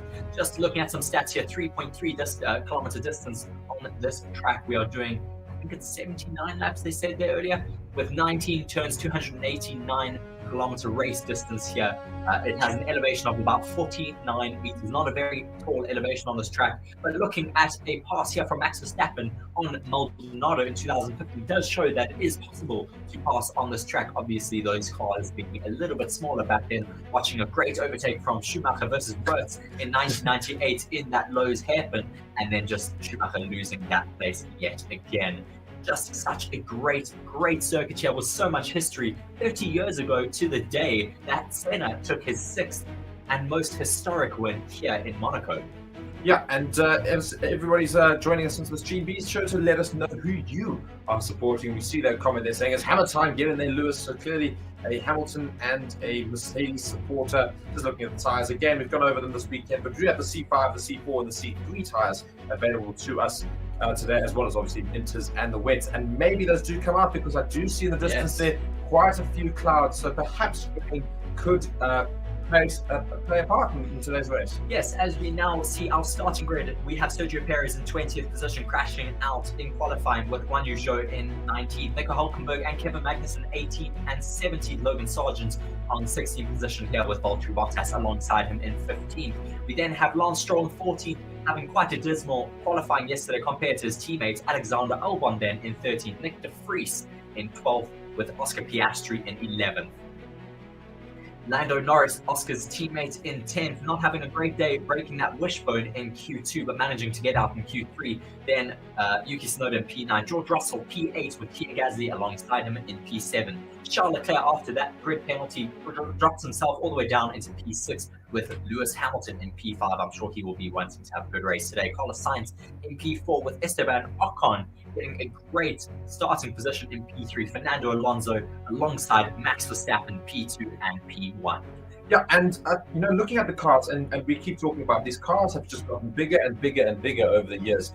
And I think almost, they're really quite large now. We all know this, and we all want the cars to sort of shrink down a little bit in size. But the likelihood of seeing the crash in the very first lap in terms of the opening corner, I think is actually probably very, very high. And I think that's why I say strategy is going to be very interesting, because if you do suddenly have a safety car come straight out in the opening couple of laps, that's an opportunity for people to get into the pits if they really wanted to, because it's a sort of track, will parts last most of the race?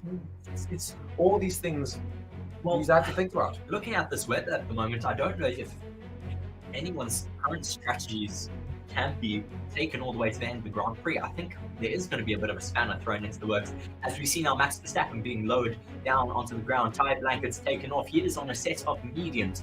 What I said earlier on is coming true already. But let's what see I want what to see is Sergio Sergio Perez has on. got. I'm sure they will have him on a set of hards. No, they've got mediums a as set well. of mediums, yeah. I mean, it is so unpredictable here with safety cars, so I'm sure they will be trying to just play it by ear and see what happens throughout this race. Everyone lined up though for the start of the formation lap. Mark will talk us through the first lap of the race, and then we will go on from there. Looking jam-packed though at the moment in those grandstands. So many people flocking here to Monaco to watch this race. And just as I say, if anybody wants to go and comment and let us know where you're watching from, be sure to go and do that as the Rolex clock hits exactly 3 o'clock local time, and all the cars get away on their formation lap. We have Max Verstappen leading the troops out, Fernando Alonso close behind. Max not wasting any time to get out of that grid box. No, he wants to get those tyres warm. Yes, I mean, he'll be wanting to back this grid up quite a bit because it is not a very long track, so people can get quite spread out here if he is not careful. Lewis Hamilton already looking like he's backing up the grid quite a bit. Yeah, I think everybody just waiting on those longer straights there just to try and get as much space between them and the car in front of them just to warm those tyres up. It's one of the only opportunities they have. Not too many longer straights in Monaco. So, yeah, everybody just going around, getting those tyres nice and warm, but also wanting to strategically back other people up because it's all about that first lap, basically. Can you try and make an overtake in that opening corner, or perhaps just after that? Still very unlikely, but you know, there are opportunities there. Max Verstappen already going through the tunnel section, but we still see so many people near the back of the grid at the moment. I mean, it takes a long time to get around this track on a formation lap, so Max will really be wanting to back up that grid if he does not want to have cold tires on the start line. Yeah, just now watching them all come out into that Marina Bay section here, and we're looking at the possible race strategy. Fernando Alonso is on different tires to Max. It is a good, it's already a good point, as Reece says. That's a very interesting strategy there from Aston Martin. They've put Fernando Alonso on hard tires. So Verstappen on the mediums, Alonso on the hards. I mean, will that impede Alonso's ability to go and take him into that opening corner? It may just allow Max Verstappen to have a little bit more grip as he is already coming through the final corner. Other people still around halfway through the track.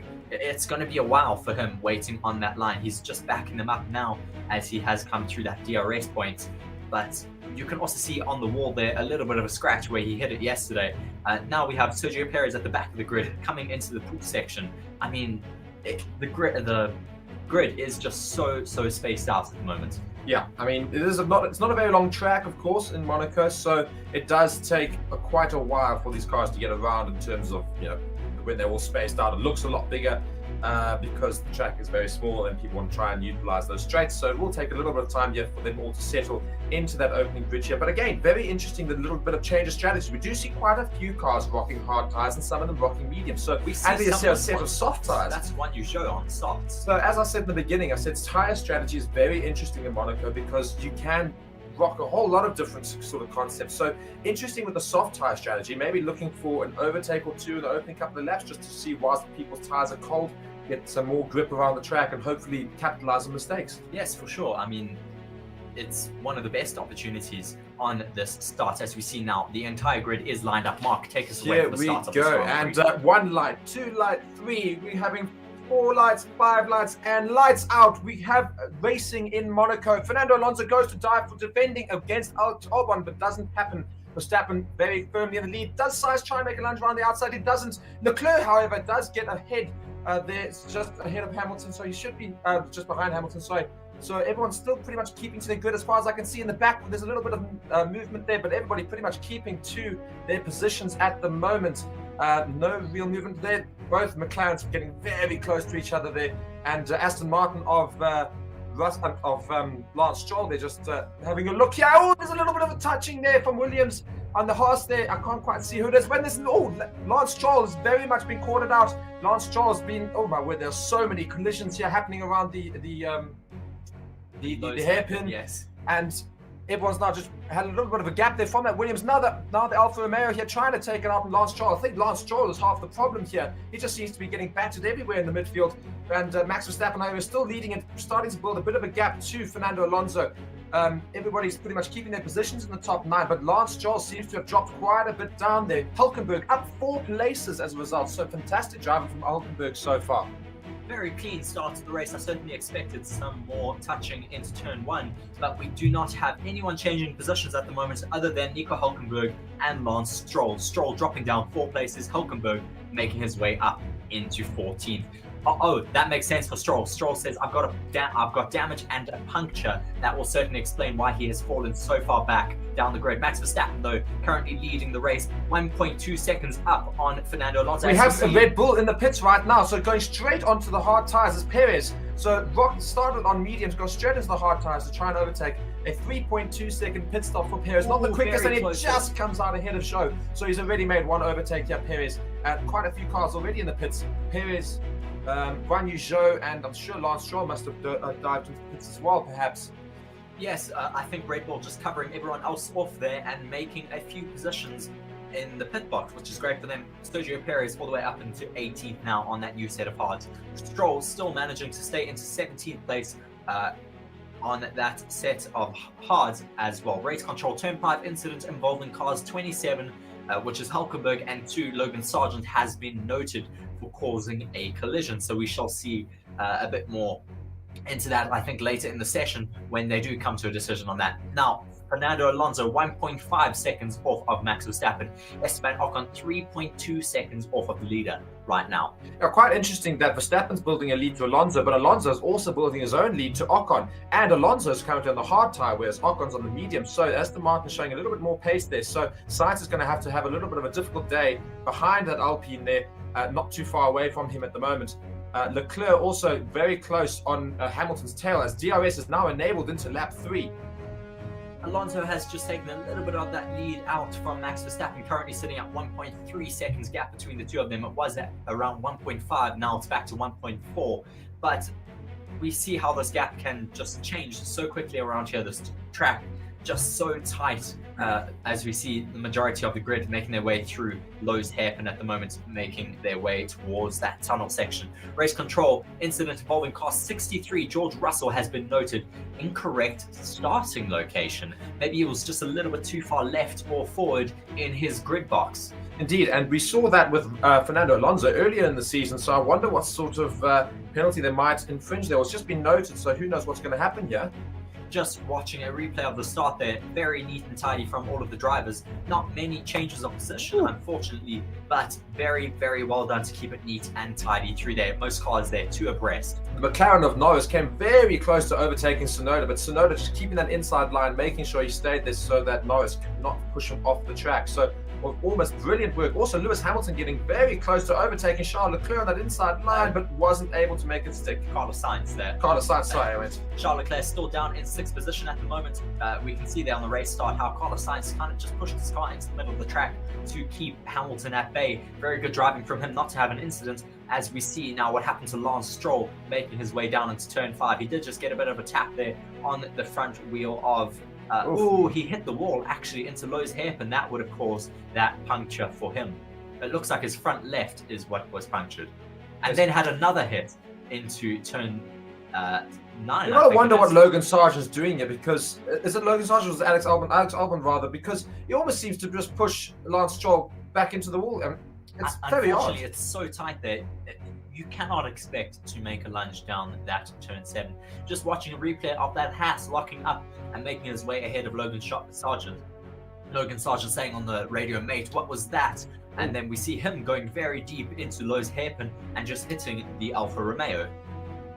Just watching a replay there of that Perez, so Perez coming out just ahead of Zhou in the pits there. Getting So very close close. to the mechanics, though. That's certainly not what we want to see. Sergio Perez, though, currently setting the fastest lap of the race right now with a 1:16.3. Max Verstappen, though, still leading the race with 2.1 second lead over Fernando. Yeah, very clever from Red Bull, of course, to try and get into the pits early. As I did say at the beginning of the race, he would try and come in as early as possible just to make up that time on all those cars ahead of him so he can undercut them in the pits when they should go. So great little strategy, hopefully, from Red Bull to push Perez right up the grid. So he's got lots of free space ahead of him, which is what's going to result in him getting some faster times in terms of lap times. Nico Hülkenberg has been given a penalty, a 5-second penalty for that lockup into turn 5 for causing a collision. I think it was Stroll that he managed to hit into. It was rather Logan Sargent that he hit into, yes, there. As we now have Perez once again setting another fastest lap of 1:16.3. Yeah, and the interval from Max Verstappen to Alonso just starting to build a little bit more, as is Alonso's gap to Ocon. However, Sainz and Hamilton still very close to Ocon as well. So, and Leclerc getting very, very close to Hamilton ahead of him as well. Neat and tidy though for Charles Leclerc, still in P6. He will be wanting to make up some positions here. He's getting very, very close to Lewis Hamilton ahead of him. Whether he'll be able to make a lunge down turn 1 where he's coming to now, that I doubt, I highly doubt at this moment. Problem is with Monaco is that even you've got DRS on the car ahead of you, it's just not long enough at all to even get close to making that overtake. Yes, it is just such a tight corner, and once again, that DRS straight is nowhere near long enough to really take advantage of that DRS. As we see just how close they are at the moment, Leclerc being 0.6 seconds off of Hamilton right now. Just getting told here that our pit stops in Monaco take around 19 seconds if it is a good pit stop. So that is how much time you will lose if you do come into the pits and put on some new tires. Just noticing the field right now, starting to see a little bit of a gap build between Norris and Piastri. Piastri seemingly holding up the back end of the grid. So quite a big train building behind Piastri, whereas there's a little bit of a gap from him to his teammate Norris. So from 11th to about 17th, there's a big train there behind Piastri, and then Perez leading that little back group there of Perez, Zhou, and Hülkenberg. Yes, all of those cars behind Piastri will be wanting to clear him as fast as possible if they want to make their way further up the grid. Otherwise, they are going to fall just a bit too far back. We can see how big that gap from Norris to Piastri is at the moment. And also noting here, the interesting thing here is that already Ocon is 7.2 seconds behind Verstappen, just 7 laps in, whereas Alonso is only 2.5. So almost a 5-second gap from Alonso to Ocon as well. So Alonso looking very good in second place at the moment. Yes, it's certainly very interesting to see that Ocon is falling so far back on Fernando Alonso on medium tyres while Alonso is on hards. Max Verstappen, though, currently watching him come through the Fairmont, or formerly known as the Lowe's hairpin, now coming through to the tunnel section, but just completely dominating Fernando Alonso at this point in the race. Stewards are in incident involving car 63 reviewed and warrants no further investigation for starting in the wrong grid position. So Russell gets away with one there. Current tyre medium pit window is in laps 30 to 38. So those on Verstappen, Ocon, Hamilton, Tsunoda, Norris, Piastri, and quite a few other drivers now see they would be looking to pit around about the 30 lap mark. Whereas other drivers will be rocking different strategies. Of course, some of the drivers already made their ways to the pits, Perez, Zhou, and Hülkenberg. Yes, they have already made their pit stops. They should be able to carry on until hopefully the end of the race if their tires do not take too much wear. Of course, there is still those looming clouds over Monaco. Will we get some rain? Will we still have a dry race till the end? I certainly hope we'll have some rain here today, Mark. Yeah, and no yellow flags yet, which is also very interesting to note. Yes, very, very interesting for the first few laps of this race. We already have Max Verstappen going through turn 1, while Zhou and Hülkenberg are only going through turn 10 at the moment. We should see some cars being overlapped here, maybe. Yeah, I do think this is a potential overlapping race. And I think what's also interesting with the overlapping is that could cause problems with regards to overtakes, because trying to even overtake somebody with a blue flag on this track, we've seen how difficult that is. There's almost no space. Yes, I mean, we've seen in the past, not necessarily at this track, but at other tracks, how trying to pass lapped cars can prove very dangerous to you. I mean, Max Verstappen knows all too well against Esteban Ocon, who he hit in Brazil a couple of years ago while he was leading that race, just completely taking him out of the lead. And I think that might be another problem for Verstappen to have to deal with later on in terms of trying to fend off from Alonso, is that he cannot afford to get held up by any drivers that he'll overtake, because it does look likely that you could see some overlapping. Yeah. Yes, there should be a few lap drivers. Most notably, I think Nico Hülkenberg, Joe, and Perez at this moment are falling quite far back due to that pit stop. But of course, once the rest of the grid comes in for a pit stop, it should nullify that gap a bit. That Red Bull pace has really just been shown now. You can literally see on the screen how Perez is getting very close to that group already, whereas Joe and Hülkenberg are lagging quite far behind. So Perez and Red Bull hoping that the strategy is going to work, where they can undercut almost all those cars ahead of them by when they all have to go to the themselves. Yes, that will certainly be their strategy here today. Perez has already caught that group ahead of them that have not pitted just yet. They should have, though, tires coming into the pits in the next 20 laps. Whether they can make that last a little bit longer, we'll have to see. But so far, it looks like everyone is racing neat and tidy. No retirements just yet from this race. Sergio Perez, who started in 20th, is though now in 18th position. Yeah, and I think the interesting thing that we're also going to watch is when does Verstappen and Alonso head into the pits? Because Alonso's on the hard tires, so the idea is that he can stay out there longer than Verstappen. But if Alonso wants to try and undercut Verstappen, you want fresh tires to make up time. So he's going to have to go for a long time here. I think Alonso's strategy is here that when there is a safety car, because I think it's more of a matter of when than in Monaco. When there is a safety car, he's expecting Max Verstappen, the leader of the race, to come into the pits with those hard tires, which should be able to stay out for quite some time. So he will keep track of position while Max Verstappen has to come into the pits with new tires. And it'd be interesting to also note how many places Max Verstappen loses if that should happen, and he hasn't got enough of a gap to come to the pits and come out still near the top. I mean, at this moment, he'll come out ahead of Yuki Tsunoda if he does come into the pits under normal circumstances. But if he comes into the pits under a safety car, it's normally you lose about half the time that you would during a traditional safety car, during a traditional pit stop. So he would come out around third. Yeah. Just being told on the radio, Fernando Alonso, just to watch the left rear and the rears in general. They seem to be overheating quite a bit while he is chasing down the leader of Max Verstappen.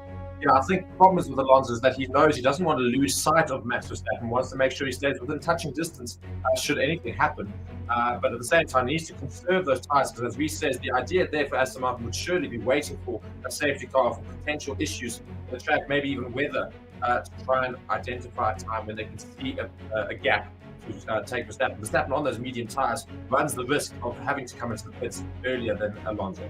Carlos Sainz now running really close to Esteban Ocon, fighting for that third position on the podium. Ocon will be wanting to hold on to that as much as possible, that is for sure, but he is losing quite a lot of time to Fernando Alonso. Carlos Sainz will be wanting to get past Ocon as fast as possible if he wants to get himself higher up on that podium step. Yeah, he gets very, very close to Ocon here as he's coming into turn 4 now, and coming really, really close to that Alpine. But the problem is with this Monaco track, it's very difficult to try and overtake. So will he attempt a lunge at any point around this outside here? He's getting so close to him. So close, coming through Lowe's. Now they're coming through turn 8 towards that tunnel.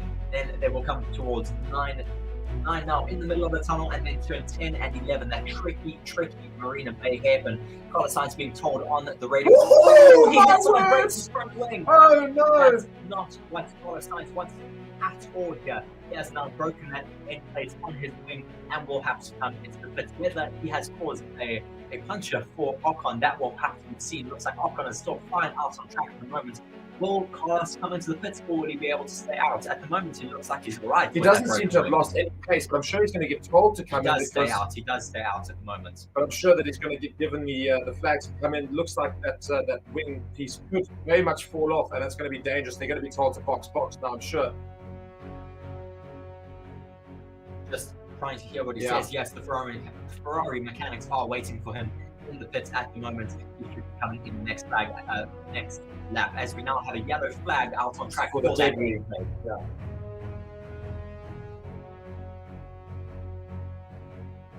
We may have to have a virtual safety car if it is not possible to retrieve that piece of debris too quickly, but they should have a big gap after that train of Logan Sargent.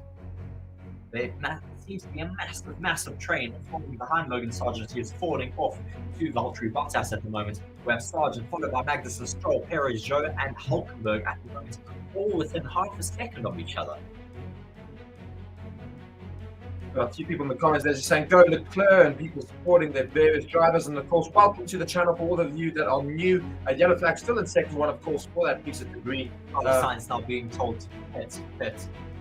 Let's see if he does follow those team orders or if he feels happy enough to stay out. He is still staying out. He does not want to come in and lose that track position just yet. Maybe he will make that wing change when he eventually needs it later on in the race. I'm sure there'll be some big data being done by all the Ferrari strategists in terms of seeing how much time he might be losing with that in front wing being a little bit damaged. They are looking at them, they put them back, and the Ferrari team are going back in, so it doesn't look like they're going to be replacing it at any time soon. But, I mean, Sainz is still on a set of hards, so their original plan was to stay out quite long, so hopefully he will just have to wait for Esteban Ocon's tyres to fall off, and he will hopefully have an opportunity. But he cannot make a mistake like that again. No, but I suppose the strategy right before he hits him, literally whilst they're in the tunnel, we heard on the radio, it says let's try and push him to use his tyres for Ocon. Well, he definitely made him use his tyres. He went and brushed the tyres just for good measure. We have Fernando Alonso on the radio at the moment. I think just being told some strategy. I think he's got a puncture. Oh, no, he does. Alonso's got a puncture. He's going to have to come in. Alonso is he coming in? Does he say he's okay now? He says, oh no, I think it's okay. No, Alonso stays out. He does not go into the pits. Thank goodness. That would certainly be a shame if Fernando Alonso had a puncture already. 5.3 seconds though is the gap between Alonso and Verstappen. Oops, seems to be keeping his gap to Ocon though. But Fernando Alonso, I think he might have said just check for a puncture. He says, no, actually seems to be alright.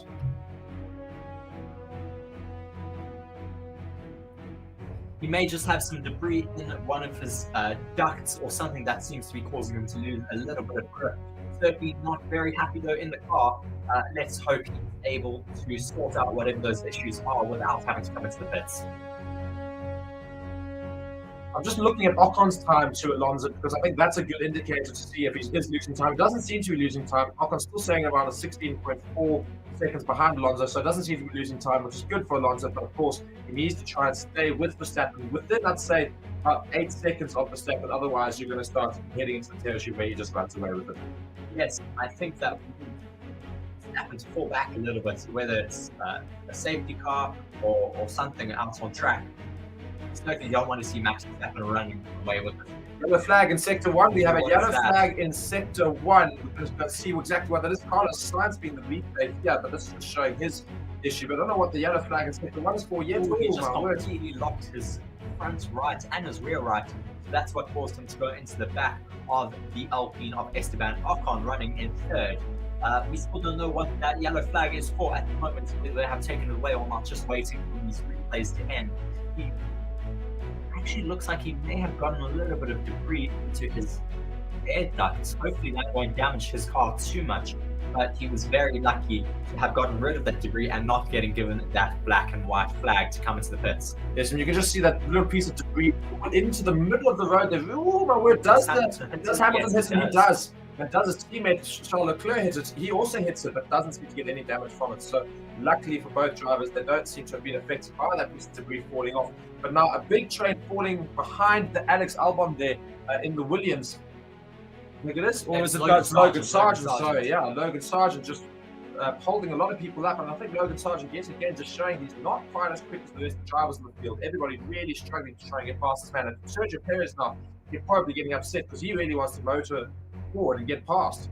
Yes, this will certainly be ruining Sergio Perez's race here, as he wants to get as close as possible to the next train of people to try and make some overtakes. He will certainly need to get past Lance Stroll as quickly as possible if he wants to try and make his way further up the grid. I think this is going to be very interesting to watch as well. Can Perez potentially try and make an overtake happen in Monaco here? You've got lots of cars ahead of him now. He's caught all of them up as a result of that early pit stop, and Lance Stroll now coming under fire. Yes, Lance Stroll not having a great race start here, just getting a puncture from some debris and then having to come into the pits and put on a new set of hards. That is when Sergio Perez, Guan Yu Zhou and Nico Hülkenberg also decided to take their first pit stops of the day.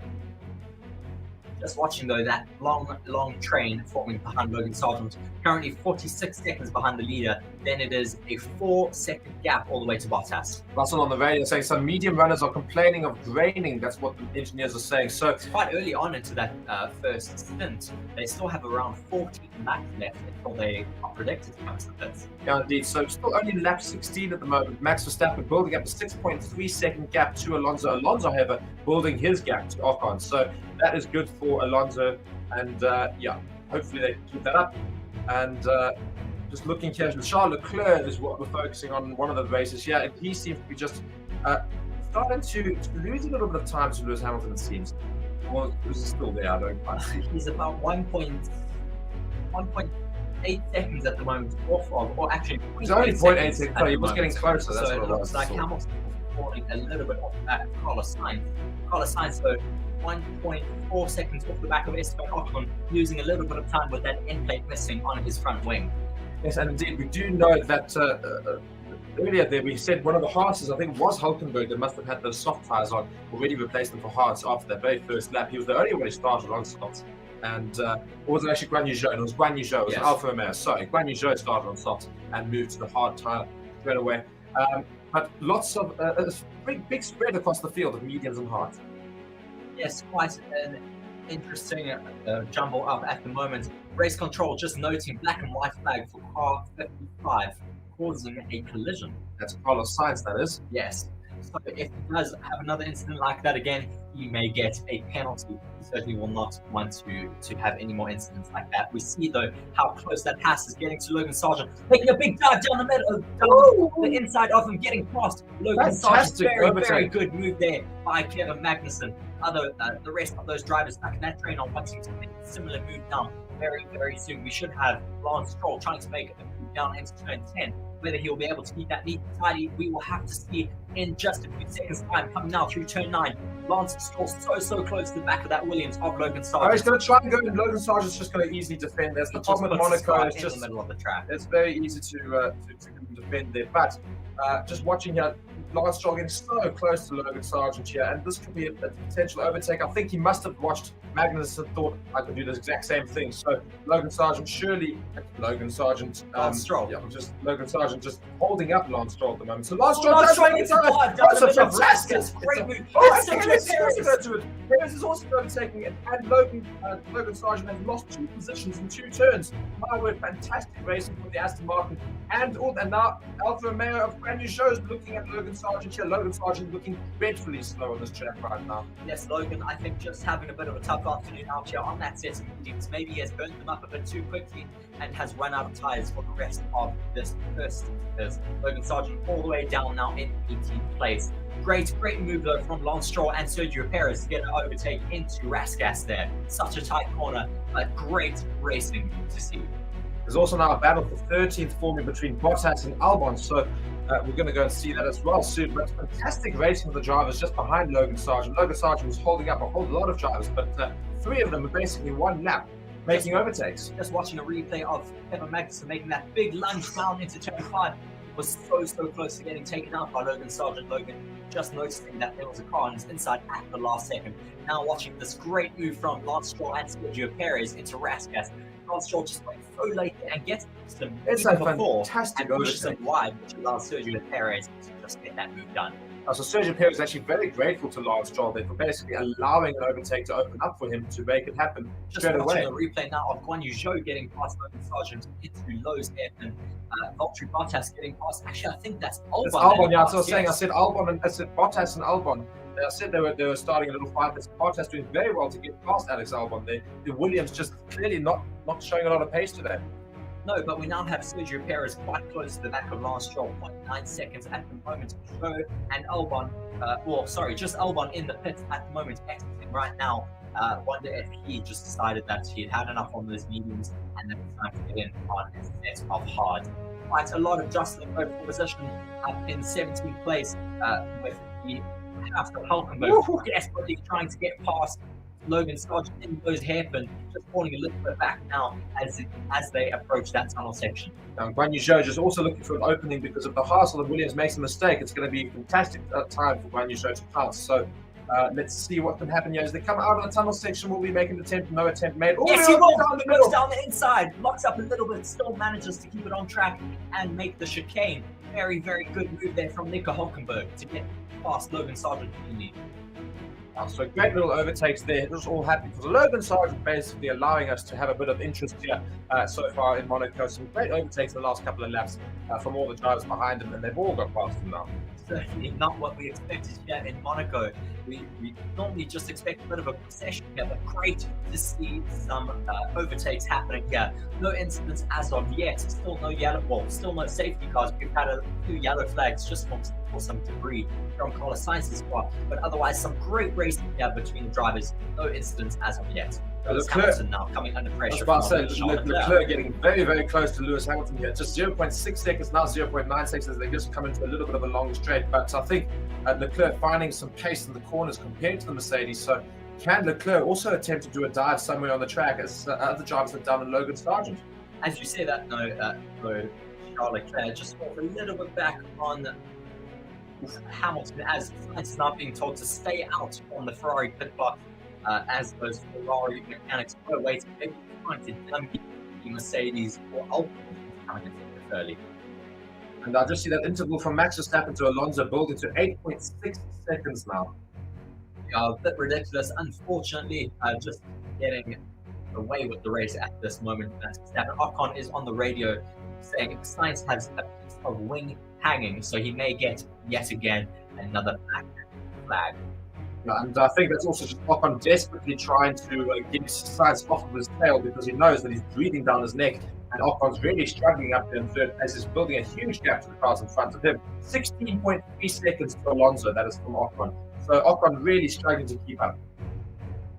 At the moment, if Max Verstappen comes into the pits, he should come out ahead of Esteban Ocon. Yes, he will come out quite easily ahead of Esteban Ocon at this moment. So I think Red Bull might well think about pitting soon.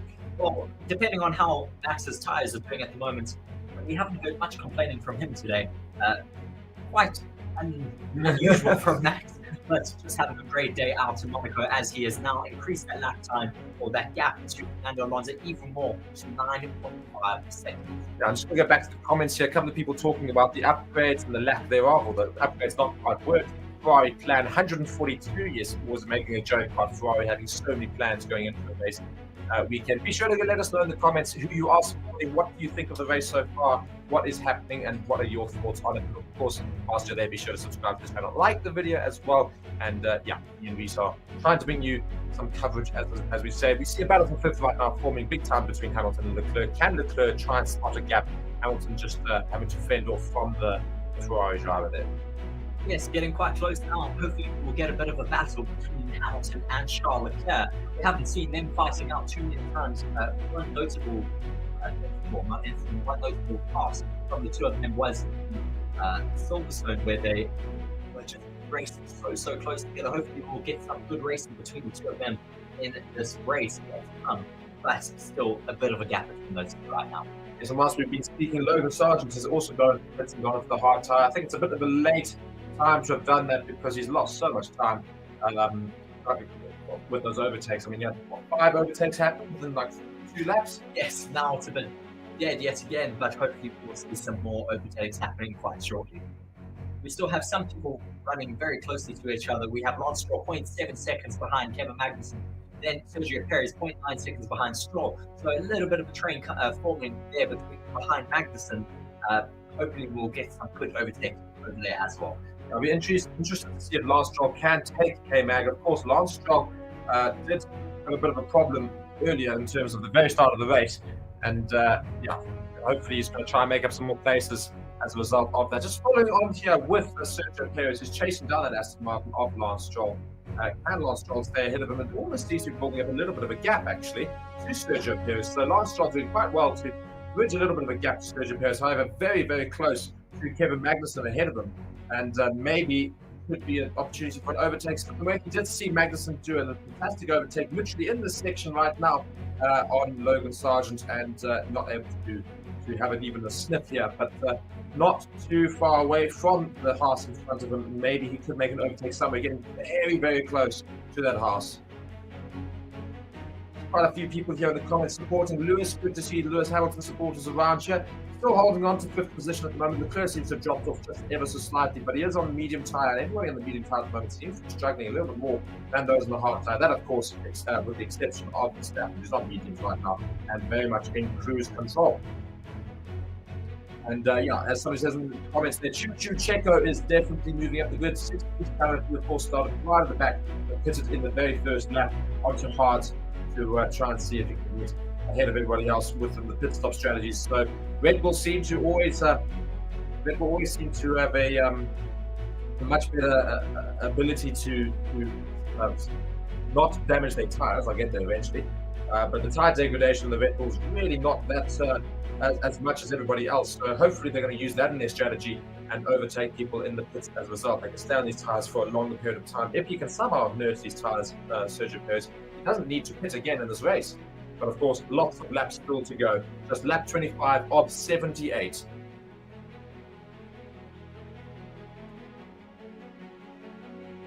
Just following here, that battle here between Lance Stroll and Kevin Magnussen is very, very close, of course.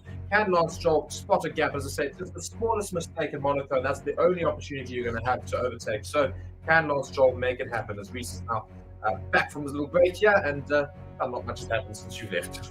That's a bit unfortunate, but yes, glad to be back here. Got a science on the radio just saying, for information, Alonso is reported rear left graining on the hard, so not or plain sailing on that hard tire.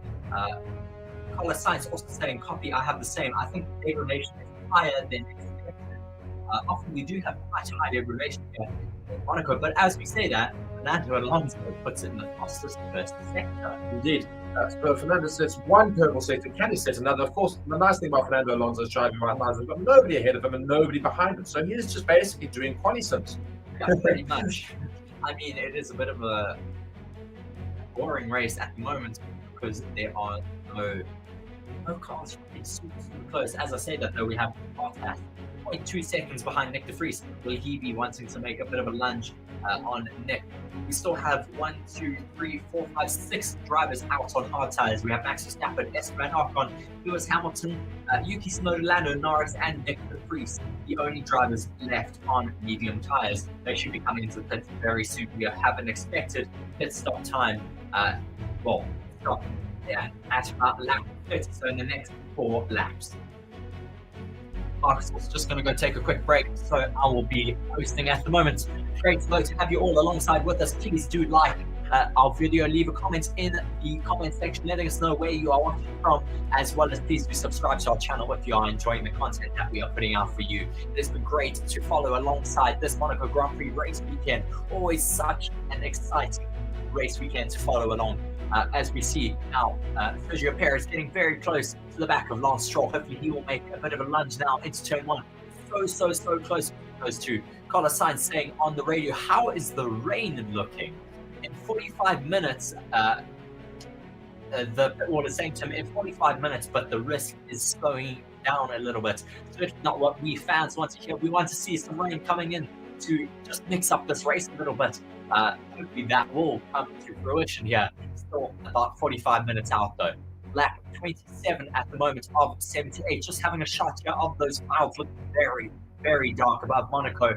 We can actually see the rain falling there in the distance, so we could get some rain very, very soon. Color Signs currently on the hard tire in 4th place, having done 25 laps on those tires. Lando Norris is on the radio saying, Lando, possible rain class 1 on lap 35. So currently about 8 laps away. We are currently on lap 27, so not too long to go, according to the McLaren pit wall there. Just some people there in the comment section saying, hi, I'm from Singapore, from Jasper Tan. Great to have you here, Jasper. Seen you in a couple of live streams, so always glad to have you alongside with us. Other people saying, watching from Somalia. Just so glad to see all of you guys in our comment section. We have around 960 people watching now, so always great to have so many people watching alongside with us. Lots of people though getting ready for that rain. I certainly am excited for that. It might play though quite well into the Red Bull's hands if they are able to stay out until around lap 35 still on those medium tires. Color Signs on the radio yet again. can't hear, unfortunately, what he is saying there. It is quite soft, but probably just being updated on the rain condition at the moment. Mark is back, though, from it. They say that around lap 35, they are going to be having rain here. Lap 35 Yes. rain, and that's also about the pit window for the medium tires for those on medium. So that could cause a bit of an issue. And I think Verstappen right now, of course, doesn't have a big enough gap to Alonso. So does Alonso dive into the pits maybe a little bit earlier? Well, we'll have to see what happens to Max Verstappen, of course, doing so well in the rain in the past. Carlos Sainz being told to stay out. He wants to box, but has been told to stay out from the growing mechanics who are possibly just watching the rain incoming. There was a bit of a shot there of the rain. It does look like it is quite close, so we could have it in the next 7 laps. And as we talk about rain, we do have 1,000 people joining us, so thank you all for watching. Just seeing some of the comments, there's people from Singapore, Somalia, Hong Kong, India, Switzerland, and otherwise. So fantastic to see you guys here. Just another one there from Canada. Verstappen on the radio at the moment saying that front left rail is, we can see there's a lot of graining on it at the moment, but he will be wanting to stay out for a little bit longer just to wait and see what happens with this rain situation. You don't want to come in and box for brand new tires and then have to box again for wet. Yeah, so people now having to think about the weather, as we did say, that was going to cause a little bit of an issue. And just seeing some cars here, a little bit of a train starting to form yet again. And that's driver back there behind. I think it is Kevin or rather Bottas, I think, with De Vries. Yeah, De Vries starting this train here, just starting to hold up the drivers here. So, and we see an overtake here. We saw a fantastic overtake from Magnussen on Logan Sargent earlier. Can they do the same thing to De Vries? Just trying to hear what Max Verstappen is saying on the radio. I think he's complaining about his tyre condition at the moment. Certainly not very easy for him on those old medium tyres, 29 laps old. But they will be wanting to hold on to them for a little bit longer as that rain bounce laps out at the moment. We're currently on lap 29. Rain is predicted for lap 35. Not very far out at all, as we see that time between Fernando Alonso and Max Verstappen starting to fall a little bit. Yes, indeed. Alonso now starting to make gains on Verstappen. That's going to be huge, of course, with the weather conditions starting to play out as they are. And I see some raindrops on the camera over there. yes, indeed. I think we are starting to see the early sputters of rain. Of course, they won't need to come straight in if the rain builds slowly, because there will be dry marks on the track to follow, and those tires won't have too much of an issue with that. But should start pitter-pattering a little bit more. They're going to start thinking about those intermediate tires very, very soon.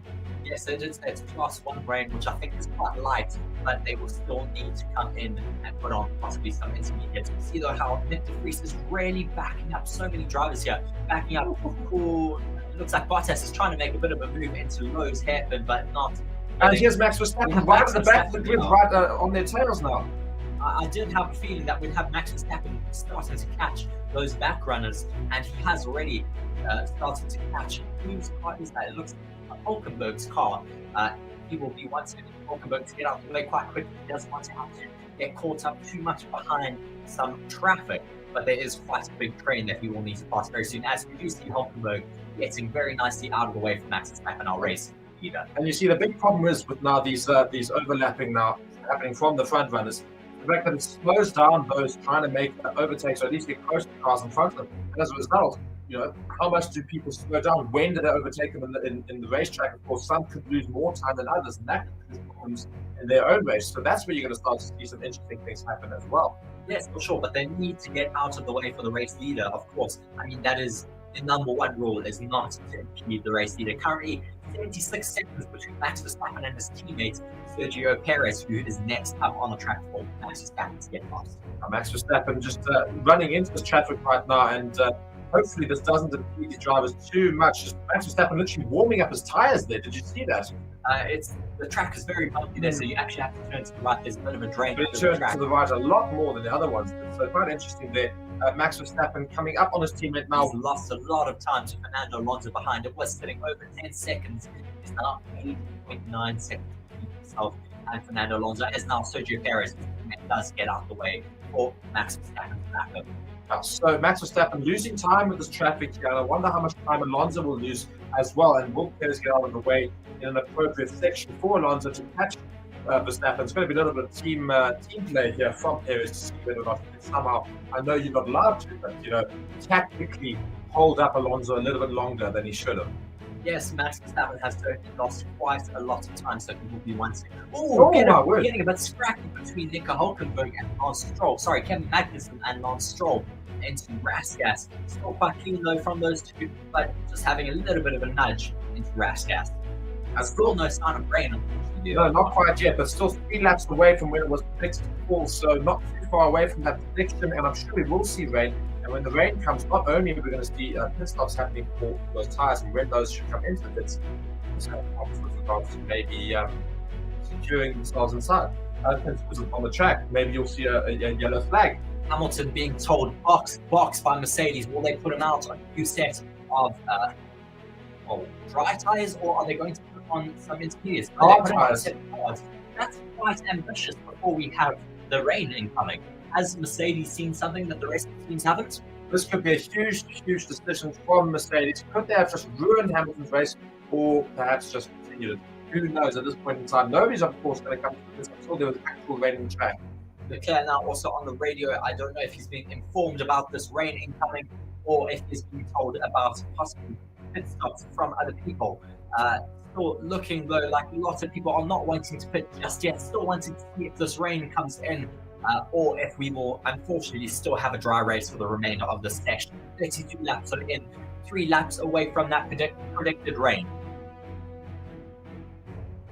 On Stroll now behind Max Verstappen and Sergio Perez, just trying to make his way up a little bit. He eventually got past Nico Hulkenberg. I don't think he got shown that first thing. No, I was about to say, I'm just looking here at the fact that Hulkenberg has got ahead of. We have Ocon in the pits, though. Sorry to interrupt you there, Mark. Ocon is now in the pits. Have they seen that there's no rain incoming, that they're all going out into dry tyres? Yeah. Oh, very long. slow for Ocon, so that's going to be a huge problem for him. And they're not happy at all. They know that was a bit too long. 4.2 seconds in there. Where will he come out? Will he come out ahead of Hamilton or not? I think that's the driver they're trying to come out ahead of. And Ocon does come out quite ahead, but I think they've lost time. Hamilton's only coming around the last 2 corners now, so he should quite come to the clear of Hamilton, but still not a great pit stop from the Alpine box, who are trying to compete with the Ferraris at the moment. Watching a replay here of Max Verstappen. Oh my word! Oh, look, what's his name? Oh my word! Lance Stroll hits Sergio Perez while Max Verstappen is getting past Sergio Perez. Oh, I might take a bit of a chance there, and just gets alongside Lance Stroll and bumps into him. Has to surely go and give that no way to Stroll, push him off there. I think surely Perez has to give that position back to Lance Stroll. Stroll wasn't expecting 2 cars to overtake him into 1 corner, that's for sure.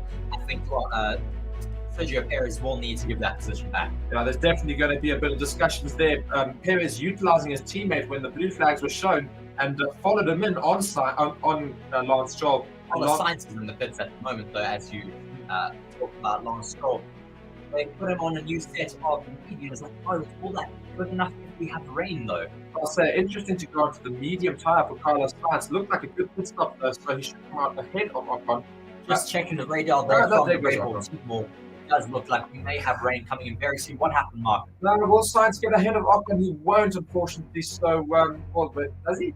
No, he doesn't. Just to say, so that was going to be the attempt. Was Sainz going to be able to come out ahead of Ocon and not? So Alpine did enough in their pit stop to keep him ahead of the Ferrari. Race control on noting turn 10 incident involving cars 11 and I can't remember what Lance Stroll's number is there as it gets removed from the screen, but they have been noted for leaving the track and gaining an advantage for Sergio Perez. Hamilton, though, has put in the fastest lap of the race at the moment with a 1:15.6. Yeah, and we've just moved up to 1,500 people watching us. So, guys, thank you very much for watching. We're entering the lap now 35, which is supposedly when rain was predicted. Not seeing any rain, though. No, not looking like there is much at the moment. It is getting a little bit misty, though, there in Monaco. It looks more hazy than it was earlier. Maybe we will have that rain coming in, but maybe a little bit later than expected. Just watching here, Sergio Perez has damaged his wing on the back of a Haas. I think that is good. That must be Magnussen. That's terrible, terrible fall. And Stroll does very well to get ahead of him as a result. So pretty much maybe, and Perez has definitely had a bit of issues there. Perez now got a damaged wing. Yeah, that is quite bad for Sergio Perez. He'll need to come to fix that. just going straight into the back of that. Actually, it was Nico Hulkenberg slowing down a little bit too much, and just unfortunately, Sergio Perez had no option but to drive into the back of him. I think it was Magnussen actually, but nonetheless, Yes, Lance Stroll took advantage and got back ahead of Perez. So if Perez did lead the track and gain an advantage, he didn't gain it anymore because now he's got a damaged front wing and he's fallen right off of these two. And he's not even in picture at all. Max Verstappen, though, still has not pitted, as now Sergio Perez has been told, box, come into the pits to fix that rear wing. Max Verstappen, though, still out on 36 lap-old medium tyres. I wonder if the Red Bulls are just waiting for an incident or for that rain to come in. Indeed, and now we see Perez come into the pits to swap that front wing. A disaster for Perez, who's going to try and do something in this race, and that has probably ruined their strategy completely. Yes, Sergio Perez boxing on the first lap to put on a new set of cards. Stewards have noted turn 10 incident for cars 11 and 18 reviewed, and no further investigation is necessary as the place was given back. Not voluntarily, but it was given back nonetheless. Indeed, Sainz again on the radio. We do have, though, Lance Stroll running very, very close to the back of Kevin Magnussen at the moment. Will he be able to make a move down into turn 10? It does look a little bit too far off the back of him at the moment.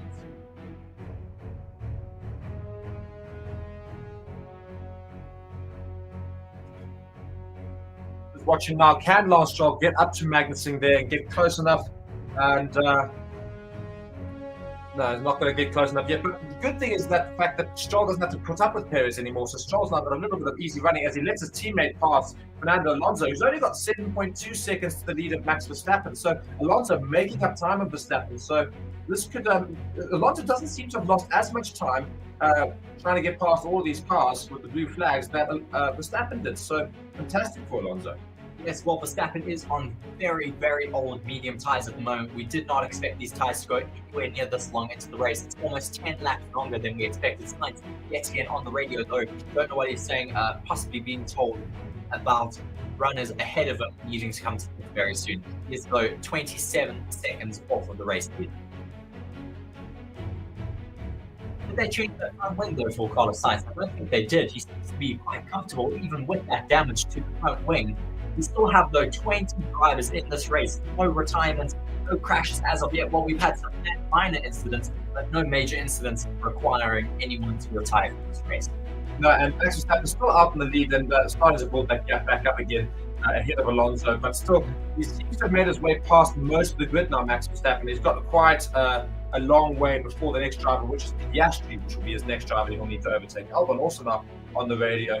Those tyres so badly grained at the moment, specifically that front left looking very, very grained and starting to open up a bit. I don't think they should leave him out on the... Oh, I see Lance Stroll trying to make a move into turn. And look at his tyre. His tyre's got big problems on it now. It's just going to have to try and... I think that's just a little bit of carbon fiber, possibly, but that will not be good for him. He has damaged his front wing a tiny bit, but still keeping himself out on track right now.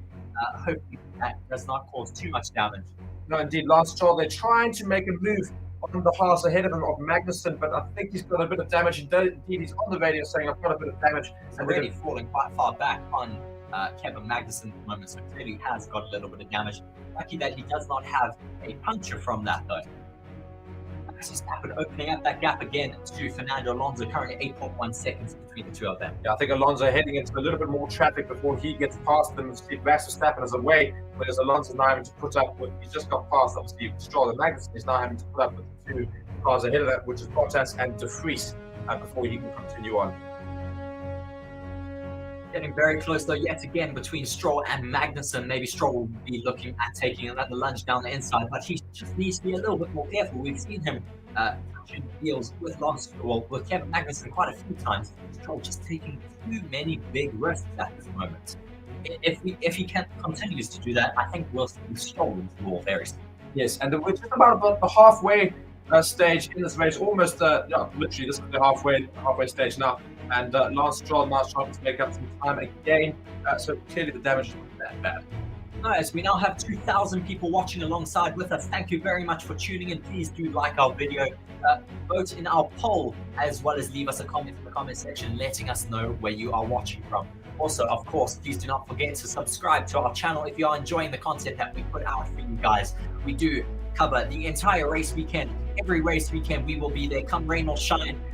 Unfortunately, there is no rain just yet in the Monaco Grand Prix. Hopefully it will come in the next few laps. So Just noting here now that the pit prediction after the pit stops here, if Leclerc has to happen to pit, he will come up behind Hamilton. Of course, not what they really want to do. Leclerc, one of the last people right now on the grid to not pit, of course, the top three, I think it is now, Verstappen, Alonso, Leclerc. And I think Gasly and maybe Russell's the top five who have not yet. The rest of the grid seems to have pitted. people just asking in the comment section what is happening with the rest of the streams that have been banned. Unfortunately, you're not allowed to use any official timing boards or anything official from Formula One. So that is possibly why so many people have been taken down. But lots of people commenting there in the comment section. Thank you very much for joining us on this stream. Indeed, as we see, lap 40 is now hit and quite a few comments coming through. It's fantastic to see you all here. And looking at the grid right now, it's still Verstappen 1, Alonso 2, and that's looking very likely to stay. Leclerc, unfortunately, in 3, he's going to go down once he gets into the pits. But if we should have a weather change, which was supposedly going to come at lap 35, then no rain came, and Merck were very aware of that. Made the decision quite early on to come into just change for another dry set of tyres. But if we do have more rain, that's going to cause the grid. Yes, it will create a bit of a shake-up. Actually, still weirdly not coming into the pits. I mean, those medium tyres must really be crying at this point. They've been on that car for 40 laps, 10 laps more than predicted. I mean, it's certainly going very well at the moment with those super old tyres. You'll be wanting to push that out to the last second. It does look, though, like that rain is incoming. It does look like it's moving over the mountain and towards the Bay of Monaco. Yeah, so we could have some rain coming towards us. Looking at those black clouds, as we said, so that could be a bit of a problem. People are asking for the pit time. It's about 19 seconds lost in the pit. So Leclerc right now is going to drop. Currently, will he drop behind Hamilton? Most likely, probably, yeah. Looking at the age of the tyres right now, Verstappen's on lap 40 on mediums. So he'll be needing to pit soon as well. And I think they were hoping for a yellow flag or something or at least safety car, or maybe other incidents to happen before they could make that change. Because Alonso now can, of course, stay on those hard tyres a little bit longer than Verstappen. And at the moment, Alonso will come out ahead of Verstappen, and hopefully he can wait even longer for a potential incident to happen. Yes, just watching yet again at those dark looming clouds over Monaco. It may not be very long until we do get rain. Still looking a little bit light over the top of those cars, but those clouds are really starting to linger over Monaco. We are currently on lap 41 of 78. 37 laps left to go of this Monaco Grand Prix race, as we see Lance Stroll looking at making a move down the inside of Kevin Magnussen. Still, though, a little bit too far back on him.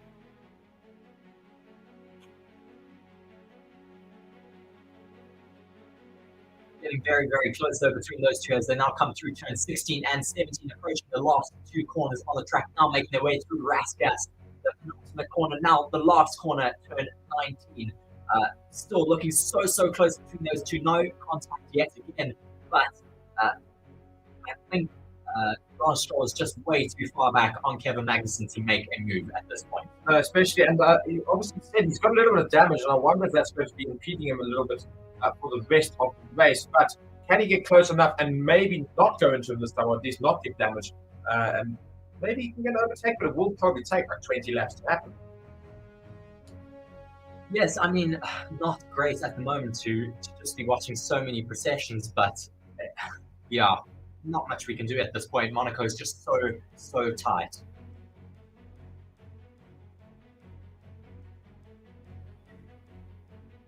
Sergio Perez down in 19th place after that incident with Lance Stroll and Kevin Magnussen, but unfortunately his race seems to be a bit over. Logan Sargent, though, 13 seconds behind Sergio Perez. I mean, what is Sargent even doing out here? They may as well retire his car today.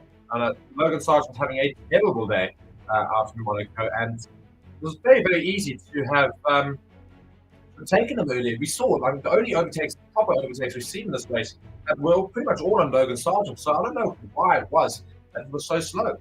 Yes, someone just there asking in the comment section why and how did Perez get damaged. So when he was trying to overtake Lance Stroll, he did get past Lance Stroll and stayed ahead of him. Then was chasing down Kevin Magnussen. Yes, it was Kevin Magnussen. He got very close to overtaking him. Then Kevin Magnussen just seems to slow down a little bit too much in turn 10 and 11 for Perez's liking, and Perez went into the back of him, damaging his front wing, taking that end plate off of it.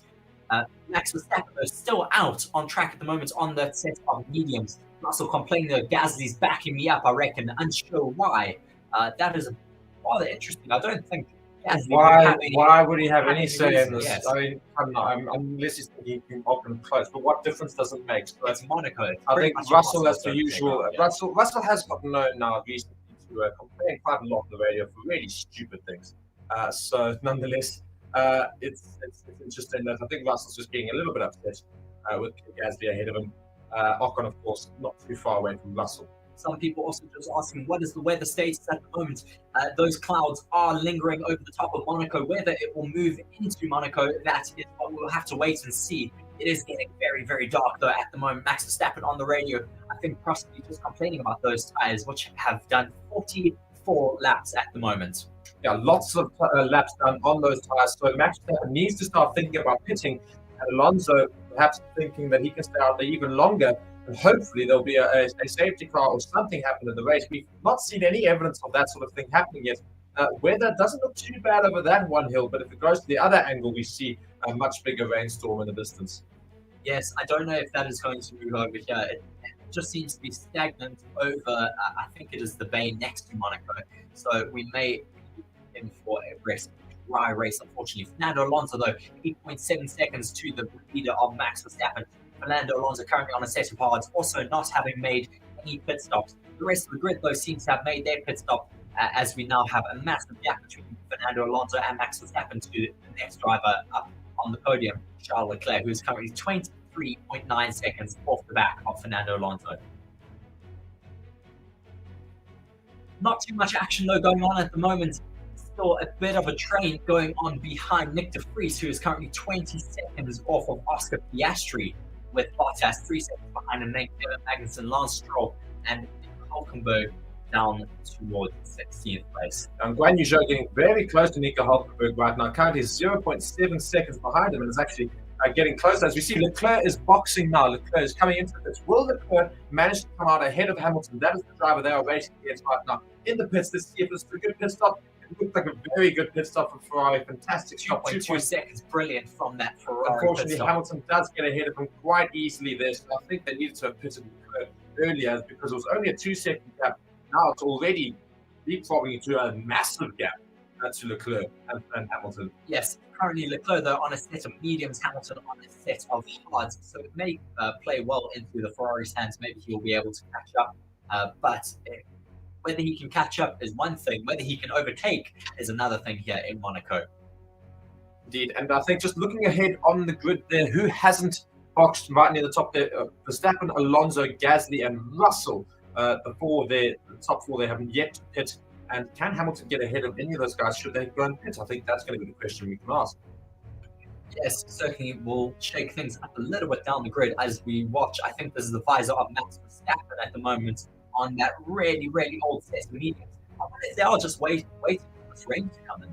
I mean, he seems to be comfortable on the set of mediums, but certainly they will be wanting to bring him in eventually. They don't want these tyres to let go. Problem is the tyres get worse. He can manage them. The tyres get worse, but he can manage them. And suddenly the tyres get ridiculously bad. They can do that, and then suddenly you lose so much time, and then it could be a huge problem for Red Bull. So he really needs to manage his tyres very well. But I think they're really hoping for something to change. They need to be absolutely certain of whether or not rain's going to come or not, because the wind does seem to be picking up there. Just looking at the flags around the Marina Bay, Fernando Alonso getting some information on the radio. Just asking about the rain status. Still no indication, though, of any raindrops here. I did see a few drops on the camera at about 30, but still nothing at the moment. It is getting quite dark, though, there in Monaco. I was about to say, the rain clouds have really started to get very close, and it's getting dark, and there's a whole lot of movement in the stands, at least. Perhaps maybe people thinking, oh, the rain is looking something.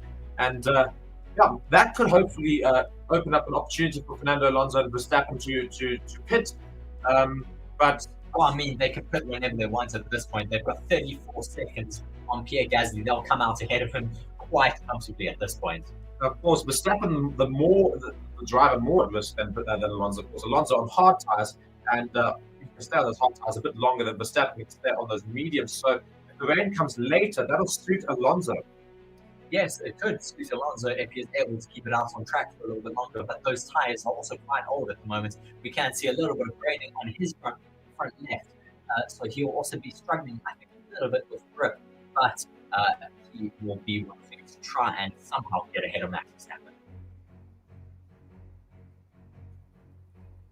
Max Verstappen, though, opening that gap yet again to 9.1 seconds. Just watching on the radar of the teams, it doesn't seem to be moving all that much.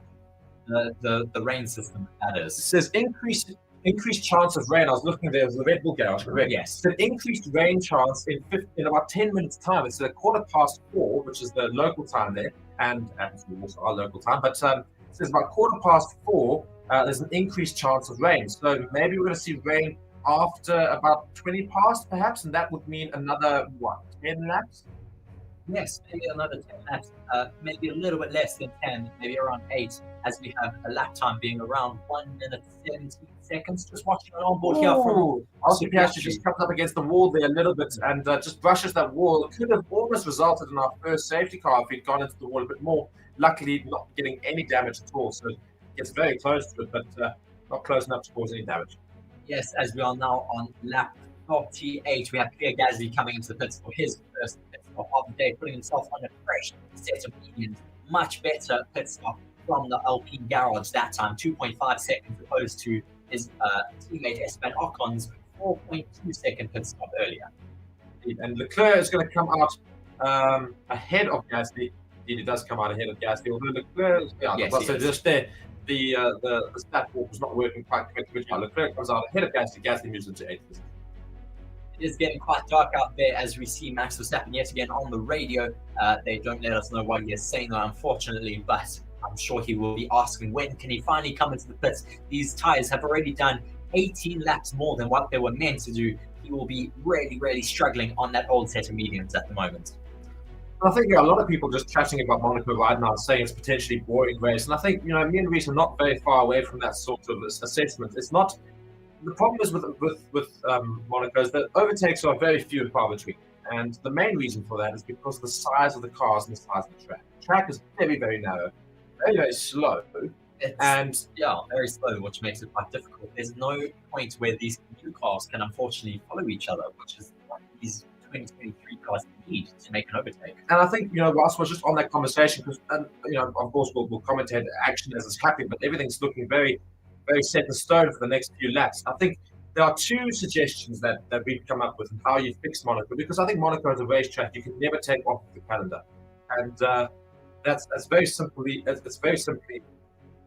make the car smaller, or two, after the tunnel section, keep it straight.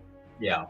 Unfortunately, I don't think they'll take out that tunnel chicane as it's just such a set in stone track. Unfortunately, they haven't made changes to the track in a very, very long time. Just watching an onboard here from Kevin Magnussen into turn 1. Does he hit the wall a little bit? Yes, he does. He ever so slightly nudges the wall where Sergio Perez and Alexander Albon lost it during this race weekend, but luckily not causing any damage to his car. Still a bit of a train forming though behind Nico Vries. A bit further back though is Valtteri Bottas. He used to be about 3 seconds, now sitting about 6.4 seconds. Just falling quite far back now. Max Verstappen now 20 laps longer on this current stint than what was meant. He might be trying to do medium soft right here. I think that's what I'd say. At this point in time, he could probably move to the soft so he can stay on his mediums for another 10 laps or so, and then he can move on to the soft tire right at the end. But now getting held up by a bit of traffic unless this is Perez I'm following here, I think Verstappen should be close to traffic now, just looking at the board. Verstappen is getting close to it is Perez that we're looking at here. Perez just getting a little bit closer now. Perez, of course, just to run you through his race so far, came straight into the pits after starting the race on mediums and went to hard tires to try and undercut everybody else in the pits, and was running that strategy relatively well right up until he went and hit Magnussen with his front wing and had to come back into the pits, to get that replaced. Max Verstappen, though, once again staying out, being told his gap times there on the pit wall with the rest of the races out there. Lap 51 now of 78. Not very long left to go until the end. Hopefully we'll get some rain, though, to throw a spanner in the works before the end of this race. And Russell there saying spitting, as you say. Finally, we have a little bit of rain falling here in Monaco. Whether that will be falling hard enough to warrant going out on new tires, I do see some more raindrops now falling past these cameras. Indeed, and I think this is going to be the very interesting part of the race. Can this suit Verstappen, will this suit Fernando Alonso? Now it's going to be big decisions. If there is a little bit of rain starting to form, and it is about only 8 past, so a little bit earlier than they might have predicted, if there is a bit of rain, and the rain could cause big problems, of course, for the likes of the drivers in the midfield in terms of trying to stay ahead of those other drivers. But for Max Verstappen and Alonso, if the rain is definite, it will be suiting them, of course, at these pits, and Max Verstappen mostly, unless it's enough to make you question it. That graining seems to have been gone now from his front left tire, so maybe he just needs to work through it a little bit and get to a new patch of rubber underneath that graining. Those tires, though, look rather comfortable right now. He's still setting some really good laps. His last lap time was a 117.3, with Fernando Alonso behind him set for 117.4. We do have, who is that? Lando Norris on a new set of parts in the pit. Very good pit stop from the McLaren suit, doing a 2.7 second pit stop. We do see quite a lot of rain, though, starting to fall now. Russell once again noting, yes, it is raining a lot more. Was that a wrong choice though for McLaren? McLaren just brought in Norris right now, and Russell's complaining about rain, and we can see a little bit of rain starting to fall on turn 1, which of course right near the edge of that mountain pass there. So could this start changing strategies for everybody? Is this going to be the changing point in the race? We'll wait to see. And I think now it's going to be a brave decision for people. Do we come into the pits for those intermediate tires, or do they stay on those soft tires until such time as they start losing time? I think everyone's going to try and delay it as long as possible. But of course, the earlier you can get in and get onto those inters, if it does start to rain a bit more, you're going to get a lot more time. I mean, the biggest thing at the moment, when you are out on these softs and you're going around on all of this rubber, it gets so slippery there, as we do see. I think it was George Russell sliding around a little bit. The rain is starting to fall. In the last harder, we do see a lot of people sliding around. They will be wanting to come into the pits now, as we do see Max Verstappen on the radio yet again complaining about the rain. I'm sure he will come into the pits. We do see all of the boards on the side of the road that normally show yellow flags or green flags now showing the rain markings. So DRS will be disabled, and we should see a lot of people coming to the pits very soon. Finally, we have an overtake though coming from Charlotte. Oh, and somebody's right off the. Oh, the word! It's all chaos in the chicane section. There's a little bit of damage from, I think, the Williams there is pulling off. Mr. Russell now complaining, box. They're going to have people coming into the box. It's definitely raining. People struggling a little bit for grip here. We were seeing hopefully coming on lap. We finally have it though in lap 53. We won't complain though about it. It has finally come. We did see a bit of a jostle for position there. Cars not going into the pits just yet though. Stroll into the pits now. Stroll into the pits. Will he be going onto those intermediate tyres? That's going to be the question. We'll see who makes that first move to go onto intermediates. Bottas in the pits, Lance Stroll in the pits at the moment. We'll have to see though if it is beneficial to come into those, well, onto those intermediates, or whether you can still survive out there for a few more laps on dry tyres. It's a very brave decision for Aston Martin. I think Aston Martin are actually using Lance Stroll as bait for everybody else, and I think they're going to use him as a means of understanding for Alonso. There's quite a bit of rain falling in turn 1, but the rest of the track looking a little bit drier. Who is that getting overtaken there? It is Sergio Perez getting taken by backmark. Well, he's a backmark It's all the blue flags at the moment. There's just lots of traffic just causing problems for everybody at the moment. Yes, it is looking like a little bit of chaos, as Max Verstappen is on the radio saying, I have to drive super slow because my tyres are expletive. Of course, it's Max Verstappen on the radio there, but he will be trying to just inch his way around this track at the moment on those super old tyres. Carlos Sainz looking at a move down the inside of Esteban Ocon. Ocon getting a little bit sideways there, but able to keep his car out on track. See raindrops everywhere. Lots of cars losing their grip, having to dive off into the section. They're not managed to make these turns, locking up quite badly. Rain is definitely affecting the grid. Will we see everybody move on to inters, or will this rain subside quickly? And so will they try and survive it on these soft tyres? Stroll and Bottas at the moment though looking like they are making a little bit of time to Perez. Yes, Bottas certainly making up a bit of time to Perez at the moment. It was sitting about 1.3 now, 0.9 seconds. So certainly people will need to come into the box for those intermediate tyres. Now they certainly look a lot faster. Sainz on the radio at the moment probably complaining and asking to come into the box for those intermediates. Zhou and Albon now coming into the pits I'll say, I think we're going to team strategies here are sending their second drivers into the pits to see whether or not the inters can work better than the current soft tires, and see how much time is being lost in comparison to how much could be gained. So yeah, It looks like the oh rain my is certainly words! coming down now. It is Science so is wet really out struggling. there. You have to pit. Surely you have to pit, because this rain is going to be a little bit damp now on the track. You can just see how these cars are having to go really, really slowly. It looks The rain like is they're all oh my driving word! around on ice skates at They the have moment. to box. You have. Oh, Is that a red is flag? that a red flag? Is that a red flag? I think No, it's no, I don't know if it was. It would have shown up on the next board. Maybe Alonso just... into the pits. Alonso into the pits earlier than Verstappen, I think. No, Verstappen. Yeah, Verstappen should also be coming to the pits. Surely the rain is now definitely falling, making it very, very interesting. Lots of drivers though running that chicane into turn 10. Alonso in the pits coming in for those intermediate tyres. Now we do see the rain falling quite hard here in Monaco. Esteban Ocon defending for his life against the Ferrari of Carlos Sainz at the Verstappen moment. does not come into the pits, I don't think. So could this be a huge change in the story here? Good pit stop though for Fernando Alonso. Currently 2.4 seconds for him. 24 seconds though in the pits at the moment. That is quite a long pit stop, but that is due to the wet conditions at the moment. It is very hard to get out of your pit box. We see that Alpine of Esteban Ocon also pitting at the moment. Carlos Sainz deciding not to go into the pits just yet. DRS, quite interestingly, hasn't been disabled. Sorry, Reese. Alonso's come out on mediums. What? He went for dry tyres. Alonso's gone into medium tyres. Dry tyres, whereas everybody else is pitting for the inters. What has this... Who's this now boxing here? This is Russell coming out. He is on a set of intermediates. Everybody's going into What inters, have, but what have Aston Martin decided to do? Have they seen that Lance Stroll just doesn't have enough pace? I don't Perez know. is in the pits as well for intermediates. Everyone is coming in for wet weather tyres, but Fernando Alonso...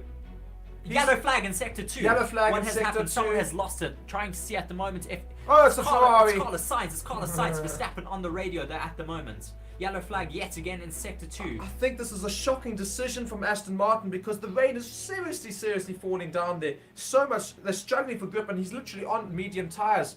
We just see how the Alfa Romeo of Valtteri Bottas is just absolutely breezing past everyone at the moment on those tyres. Maybe Carlos Sainz has broken his front wing though, because that yellow flag is still being Yellow flown. flag still being flown. Verstappen apparently hit a little bit of the pits. He's currently in the pits right Yes. now. He apparently might have hit a little wall for a bit of damage, but seems to be fine. He's going on to inters. What have Aston Martin done with Alonso? Alonso's still on the medium tyre. Those Ferraris getting super close to each other now. Charles Leclerc. Why is he just defending off of him? Just fending off Carlos Sainz. That is a move for position though, Mark. Yes, indeed. I mean, I don't quite know what's happening in the field. It's just Fernando ridiculous. Alonso back in the pits yet again. No, they what have completely Aston Martin ruined his done? race. Aston Martin have pitted Fernando Alonso one lap after the other. Come on, man, Aston. It should have been such Will a he stay good- out ahead? I think he will come out ahead of the Ferraris, though, so he'll still be in should, second yes. place, but he's lost all the opportunities to take Verstappen into this race. He's going to come down that main straight now, and he should come out ahead of those Ferraris. Ferraris both, of course, coming into the pits now. So it was, I suppose, obviously Aston Martin weren't going to try and toy with regards to trying to come first place. I think they just went on to the mediums to see whether that could last, and then said, you know what, we've got enough time to go on to inters if it was a problem. They're still They are in very second. lucky that they had that buffer. If they didn't, they would have completely destroyed Fernando Alonso's race. We have a yellow flag though in the first sector as well as in the second sector. That is certainly very interesting. We have a yellow flag down the main straight as well as through the sector where Max Verstappen is currently going. Yeah, I mean, lots of information just happened right there, and I think we're just trying to struggle to keep up with it. Yeah, definitely lots of spray and still raining there in Sector 1 quite badly. So good decision from all the drivers to come Green on flags for though those inters. currently being waved and then taken away straight again in Sector 2. Just so much spray being kicked up at the moment by these cars on these intermediates. It is Certainly- very wet in It Sector is 1. bucketing down here in Monaco at the moment. Monaco, as we said, it's going to be a boring race, and then what did they throw at us? A rainstorm. I mean, Yes. come on. Still though, not many changes of positions at the Yeah, front. just watching a replay here of Max Verstappen just really struggling in those medium tyres, and then as I think James pointed out, yeah, went into the wall slightly, just nudged the wall ever so Lucky slightly not to coming cause into any that tunnel damage for section. himself. Very, very lucky not to cause any damage. But yes, just a lot of people in the comments saying everyone on inters apart from Magnussen. Whoa, Oi! there's that moment from Carlos Sainz. He completely slides into the wall, lucky not to cause any damage to his car. But he completely locks the rears, and that causes him to do a four-wheel drift into the barriers. And somehow Aston Martin thought, no, we can stay on the medium tyres. Lance Stroll, you're just watching. He's already on the inters. Does he perhaps lose it? Yeah, he Oh, does. he Oh, goes into into the the wall, wall. and he loses his. That's where we got the yellow flag from. He lost his front wing completely. Lance Stroll. His he's- front right tyre is Oh, he's out of the completely space. This is going to be a problem. Unless he Yeah, managed he to gets somehow rid of that kick, wing. basically kicked away the wing with his car, so somehow managed to get away. He's going to need to replace that wing, and that's going to be a disaster class for Lance Stroll, who I think is out of this race. He is out of this race indeed.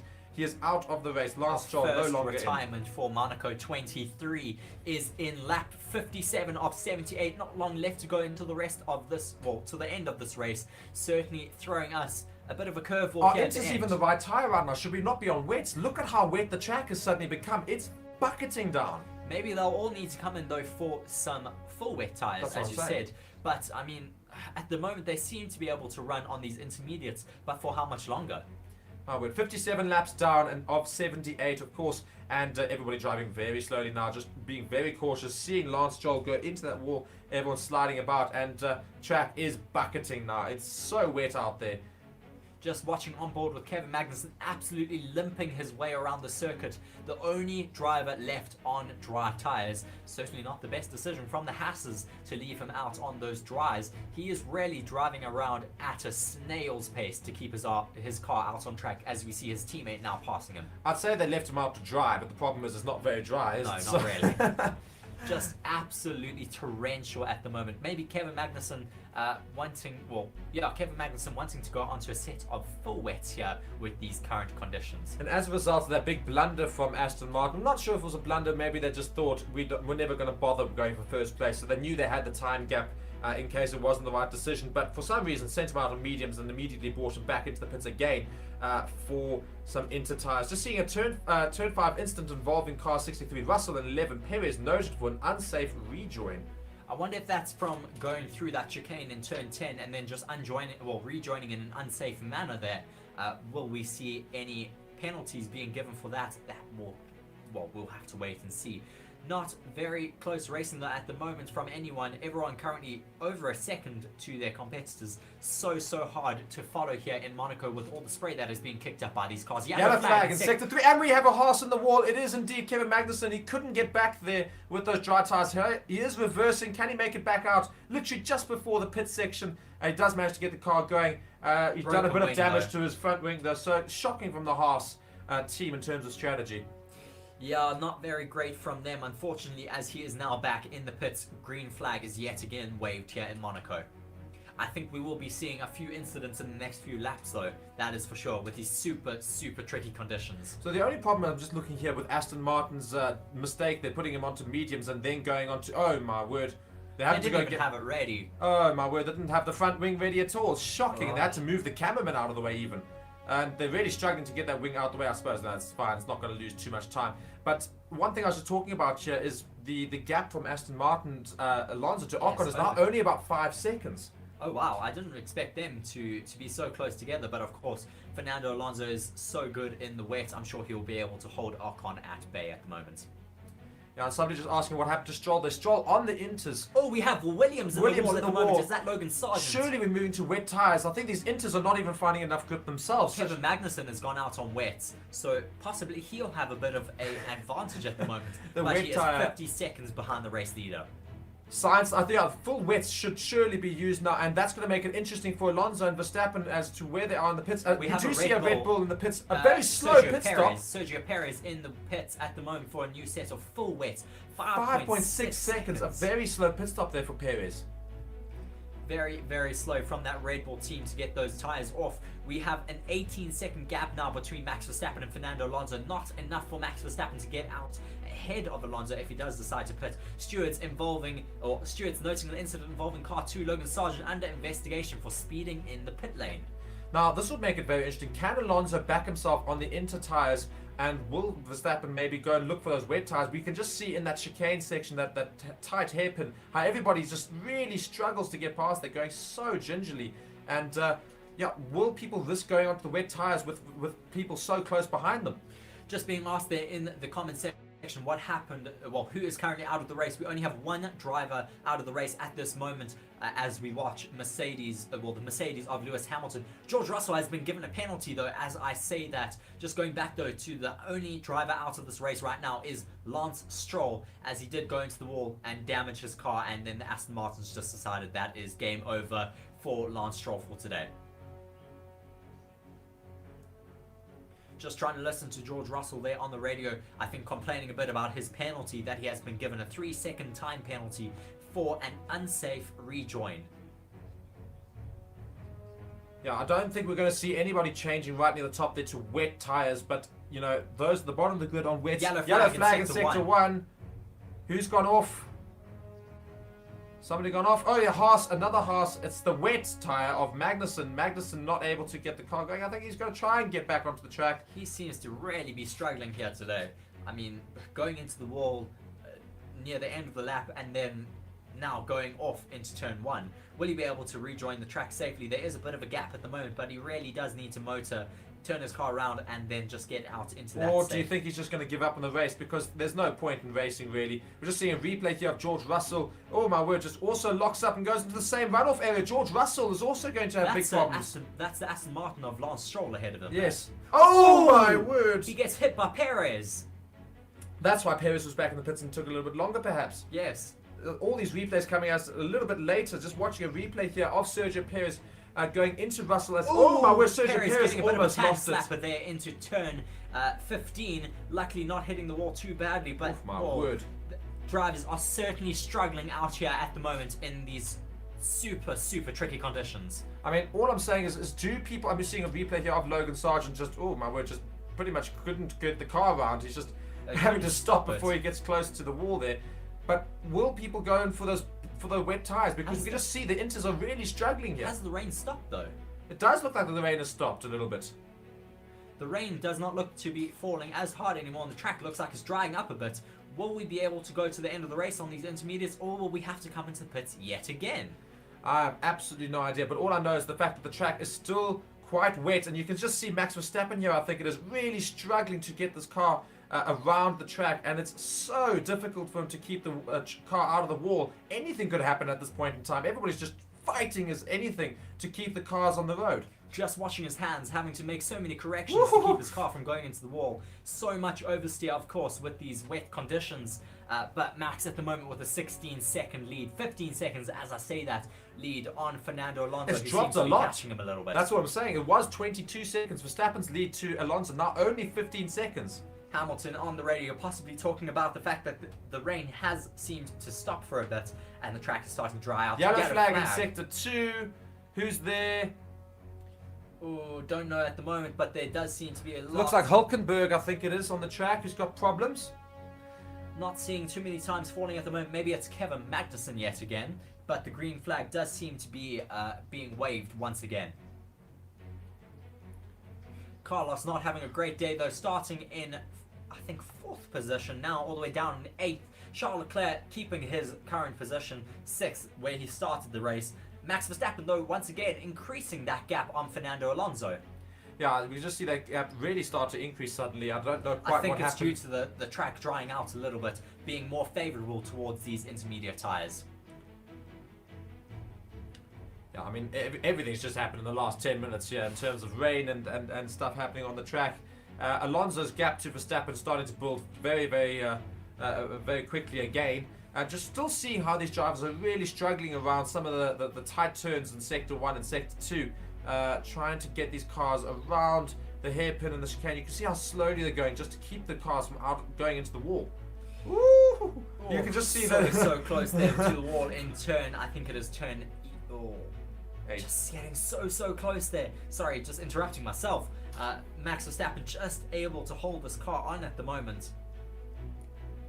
Coming through now, turn 10 and 11. Looking neat and tidy though, but still a little bit of a oversteer coming out of turn 11.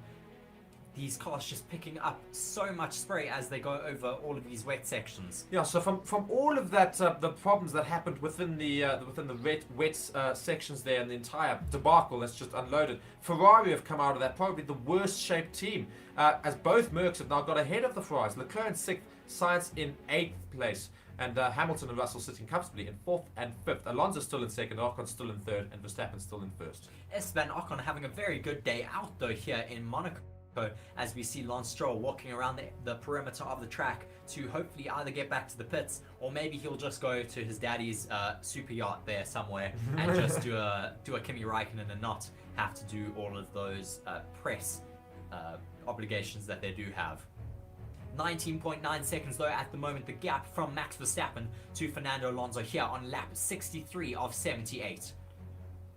Sergio Perez though, just reading a comment there in the comment section saying Perez seems to be struggling a little bit. Sergio Perez really not having the greatest day out here in Monaco, starting in 20th position due to that crash in Quali 1, making up a few positions due to a pit stop early on in the race, but then having so many blunders, currently down in 16th only. And the other big problem for Perez is he put on the wet tyres when he came back into the pits there, hoping the wet tyres would get him through. The only issue is if the track is drying up as it is right now for the last 5 laps, you don't want to be on wet tyres at all. At least the Inters can sort of make it there. The wets, they will die so quickly. Perez currently down in 16th, struggling on those wet tyres, 8 seconds off of Alex Albon at the moment. Certainly not who we thought Perez would be racing with today. No. Just watching now Lewis Hamilton coming through the Fairmont hairpin, formerly known as the Lowe's hairpin, the slowest corner on any Formula 1 circuit in our 2023 calendar. And they'll be going even slower now with this rain. Yeah, I know. And yeah, oof, my word. You can just see how all these drivers are really struggling just to keep the cars in those corners, because the problem is, of course, they're not very fast corners, so you can't get that rain away. So the corners are really difficult to navigate for all these drivers. And you can just see all the corrections they're making. So we have 15 laps to go remaining in this race. Just 15 laps remaining. People just asking what happened to Lance Stroll. Lance crashed out. Unfortunately, he lost his car into one of the corners and the team just decided to retire the car for this race. He is currently walking back to the pits. Lewis Hamilton, though, his gap on George Russell is falling a little bit at this moment. I wonder if that's why George Russell was on the radio just asking to be let through. 2.7 seconds is currently the gap from George Russell to Lewis Hamilton. Nico Hülkenberg, though, has been given a penalty. I don't know what the penalty is for at the moment, but it is a massive penalty. 10 seconds. 10-second penalty for serving his penalty incorrectly, Okay, to be fair, so that would make sense. Certainly a very, very big penalty for him. And yes, I think we're just going to take an opportunity here, and if anybody's looking for a way to watch Formula 1, by the way, legally I note, if anybody are looking for a way to come and join us for the last few laps here, we just see people really struggling to keep themselves out of the wall, you can go and look at the description of the video and find a link there that shows you exactly how you can watch it using one of our partners, ExpressVPN, and you can go and watch this race in whatever region you are in the world. And it's a fantastic thing to go and check out, so be sure to go and check that out in the description as well. Also, please do leave a like on our video at the moment, sitting at 3.3 thousand people watching alongside with us. Thank you very much for tuning into our stream. Please do leave a like and subscribe, as well as leave us a comment letting us know where you're watching from. Currently, though, the leader of this race, Max Verstappen, leading Fernando Alonso, 19.4 seconds between the two of them on lap 65 of 78. Not long left to go to the end of this race.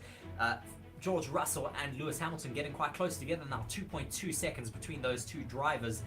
George Russell complaining quite a lot, though, on the radio.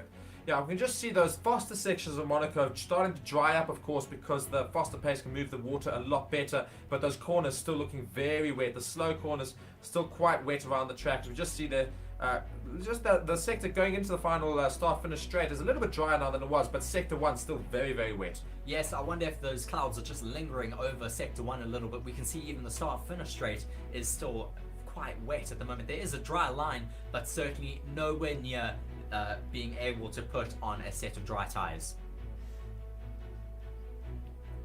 Lap 65 of 78 at the moment. Still, though, going through our top 10, we have Max Verstappen leading Fernando Alonso. 19.7 seconds is that gap between them. Esteban Ocon having a great... Oh, did Hamilton get a little bit wide there? Was that Ocon getting a little bit wide? His gap to Hamilton has fallen now to 1 second. I can just see that now. Yeah, I mean, yeah, the two Mercs getting very, very close to Ocon now, who's 17.9 seconds behind Alonso, and that's quite a thing when you consider Alonso was only 5 seconds ahead of Ocon when he came out after his second consecutive pit stop after incorrectly changing to mediums and then having to come straight back in for those inter tires. Luckily, having a big enough gap to afford that mistake, but Ocon dropping very far off of him, and Hamilton and Russell now pursuing Ocon and hopefully a podium position for Mercedes. Yes, Ocon having a brilliant day out here, even though he has fallen a little back, but he is seemingly increasing that gap yet again to Lewis Hamilton. George Russell, though, right on the tail of his teammate at the moment, 1.1 seconds behind him. He will be complaining on the radio very, very soon if he can get ahead. Yuki Tsunoda being asked, we need to find some pace. It's mainly under braking. Do your best. I know it is difficult. Yuki Tsunoda currently down in 9th position. 49 seconds away from the next car, by the way. But having Yuki coming back with a great retort, they're saying, are you trying to crash me or something? So disagreeing with his engineers then, I think basically his engineers are politely saying, you are being useless. Hurry up. He's being caught now by Lando Norris, currently 0.4 seconds behind Yuki Tsunoda. But it is so difficult to overtake here. Certainly very dangerous at the moment in these current conditions. 66 laps out of 78 at the moment. No major crashes. Of course, Lance Stroll losing out and going down into turn 5 and retiring from the race. I think the other issue that AlphaTauri are thinking with regards to Tsunoda is he's got points right now. He's sitting in the points. And that's quite crucial for them, of course, so they want to keep him there. But the problem is he's not going quick enough to stay ahead of those two McLarens who are pursuing him so quickly. He's losing so much time to Carlos Sainz ahead of him, already 50.2 seconds behind Carlos Sainz. He certainly seems to be nursing these tyres in that car around here, but Lando Norris is catching him at a rapid speed. He is right on the tail of Yuki Tsunoda, 0.5 seconds behind him at this point. Will he look to make a move down into turn 1? It might be very risky, but risks get rewards here in Monaco. The DRS, though, notably, is still enabled. Perez, though, saying for the Red Bulls, it's drying up very quickly. I don't know if they will be able to get back out on dry tyres, though it does look still very, very wet into Sector 1. And indeed, the interesting thing, you guys can go and look at the timing board we've got to our left, or to the left on your screen over there. You can just see how much slower Tsunoda is going around in terms of, you can go see those laps. You can just see he is starting to pick up those pace, but he has been slightly slow, and Zhou especially was slow last lap at 1 minute 42 seconds. So go and use that as an idea to see how he's being held up right now, and in terms of Tsunoda is holding up his own time, and there's two McLarens just getting very, very close to him. Getting very, very out of sorts into turn 6 there, Fairmont Hairpin. Ooh, that McLaren, that Williams of, I think, Logan Sargent, getting all out of sorts as well. Still finding it very, very tricky, even though the track is certainly drying up a little bit. Still not looking very comfortable out there at the moment. That gap falling even more. Oh my word, the Williams almost, I think he might have slid into the wall there. I don't know if he managed to correct it or not. We literally drove away. Gasly jumped the chicane there, so we could see a bit of a penalty coming Gasly's way if he did jump the chicane and gain an advantage. I would love to know what happened to the Williams there. We just see it almost lost it completely after that tunnel section Williams there. Is the Alpine. They all look so familiar. No, I'm not talking about on the screen. So just before we went to the next shot there, we saw Williams as he was giving away the blue flags. They almost slid into the wall there, so I'm hoping he managed to keep it out. Of course he managed to. But we don't have any we yellow will probably flags. see a replay of that. Did very well to somehow stay out of the wall. Norris has now taken Tsunoda, we see. Like to see that replay though, as we now watch Pierre Gasly making his way down to turn 10 where he lost it out on that chicane. He did certainly cut the chicane, but not too much. He did try to join the track as quickly as possible. I don't think he gained too much out. No, I don't think there's an advantage gained there at all. Norris did make that move stick on Yuki Tsunoda. Yuki will be obviously quite furious with himself. Oscar Piastri now 0.5 seconds behind the Japanese driver of Yuki. He will be wanting to keep himself ahead of Oscar Piastri if he wants to stay in the points at the moment. We have now 10 laps left of this race. And they're noting that Gasly did get a black and white flag for that little piece of leaving track limits, but of course that's not a penalty, it's just a warning, a black and white flag just saying don't do it again. And the current split in terms of the vote for driver of the day, I think it is. Yes, it was driver of the day. Was Max Verstappen, 16%. Just watching that move of Lando Norris's on Yuki Tsunoda, very, very well done. Just braking a little bit later. You can really see though there, Yuki Tsunoda struggling on the brakes, harvesting energy all the way down that main straight, and he lost that position even before the braking point. Yeah, indeed. Yuki Tsunoda clearly going around a little bit slower than most of the drivers here, and now coming under big pressure from the next McLaren, that of Piastri. Can Piastri try and mastermind a move past the Japanese driver? He may take an opportunity. Go Yeah, around he will the take an outside, opportunity. and he does go around. He just makes it stick. He locks up though. Will he go into the wall? my He word. just keeps it out. Another car though went quite close there Yeah, to the the runoff Williams point. again. Williams, but still keeping it up there. Lewis Hamilton saying he is struggling a little bit on the brakes, with George Russell very, very close behind him. Hamilton has lost quite a bit of pace to the Alpine of Esteban Ocon, currently sitting 1.4 seconds behind him. Ocon though still far off of the back of Fernando Alonso. Oh dear, and Yuki it's Tsunoda Alpha goes Tauri. into the runoff point there. Will he be able to get around though? That is the big question. It is so narrow there. Yuki Tsunoda completely losing it into turn 5. That will be Yuki's race unfortunately over. He is far out of the points. He will still stay out on Yellow track. flag in sector 2 as well now. I want to see what's happened there in sector 2. But Yuki Tsunoda now just having to Being wait for lapped by all of these every cars. single car at this point. Yuki, where is he going to come out? All the way down in 13th position. That Track is is terrible now from clear. Yuki, unfortunately. Yuki going from the points all the way down into 13th place. Dismal day for Yuki Tsunoda here in Monaco. Just about to start the 70th lap here. Verstappen coming around the last couple of corners, and then he will start. Indeed, he does start lap number 70 for the day. So just 8 laps left. Yes, not long left to go until the end of this race. We have, though, Carlos Sainz breathing down the neck of Pierre Gasly, 0.9 seconds splitting these two drivers right now, coming down through the tunnel, approaching turn 10 and 11, the super tricky super tricky chicane there by the marina. Lots of action in these last few laps, that is for sure. We will hopefully get another pass from Carlos Sainz on that Alpine. Yuki Tsunoda seeming to have real struggles here, falling even further back, starting to impede on some other drivers, really. Indeed, Tsunoda now dropping back into 13th Will place. Carlos make a bit of a lunge here into turn 19? No, not yet. But he is so close to the walls there. He's very close to the back of the Alpine of Pierre Gasly. I think DRS is open, as we see. I have seen DRS used to make these overtakes as well. So DRS is currently available. So Sainz just using that to get as close to Gasly as possible. Can Sainz get past Gasly before the end of the day? Verstappen on the radio as well now.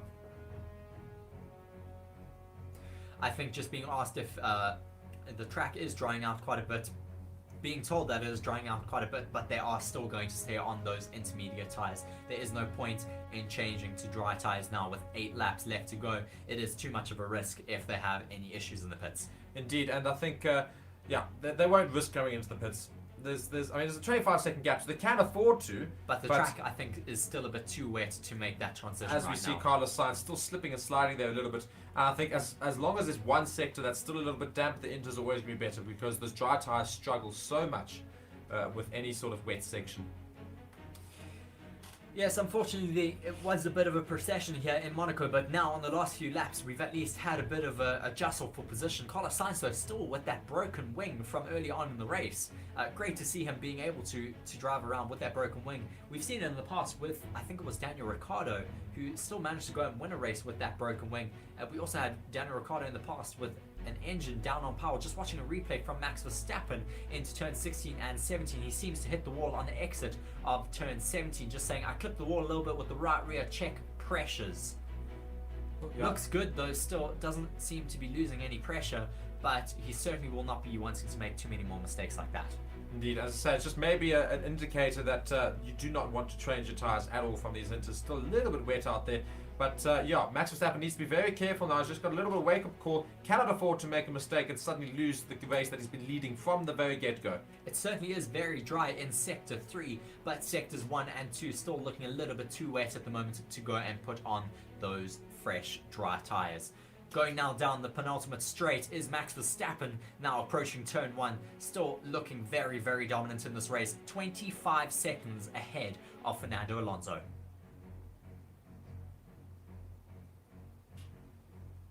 And once again, guys, I'm just giving you this opportunity to please go and subscribe to the channel. We are so close to 26,000 subscribers. I think literally if just a handful of you go and do it, we'll hit the 26,000 subscriber mark. As we just see there, I think that is Perez just having to jostle around there with Hulkenberg. Hulkenberg getting very, very close to Perez. I think Perez having to defend here. Those two drivers being some of the only drivers out there on the full wets, as Max Verstappen is slowly approaching the back of them. He will be wanting to get past them cleanly. Nico Hulkenberg, though, sliding around a little bit there as he exits and moves out the way for Max Verstappen, as does Sergio Perez, who may have just lost a little bit too much pace there. The Haas getting very, very close to Sergio Perez. Will they brake late, and will that cause a problem? And both of them seem to be fine. Just seems to catch a little bit of pace, as Perez is now being told box for the Red Bull. He may be wanting to put on some dry tires and take that fastest lap of the race. Whether he'll be able to get around the track cleanly, though, on a set of dries, that will be seen very, very shortly. Yeah, I don't see any dry tires going to work for a fast lap here. This is the fourth pit stop for Sergio Perez here today. Indeed. I mean, really, quite incredible sort of scenes. Let's see. Those They're putting him on inters, so I don't think it can be for a fast lap attempt, because there's no ways they're going to get anywhere close to it. So it's a bit of an odd one that they're going onto those inter tires. I mean, he's struggling so much. What's the point anyways? I mean, he's all the way down in 17th now, not scoring any points. You have to wonder as to why Red Bull are even sending him back out. I think so he doesn't put his car into a wall, maybe. That's why not just retire. Yeah, true.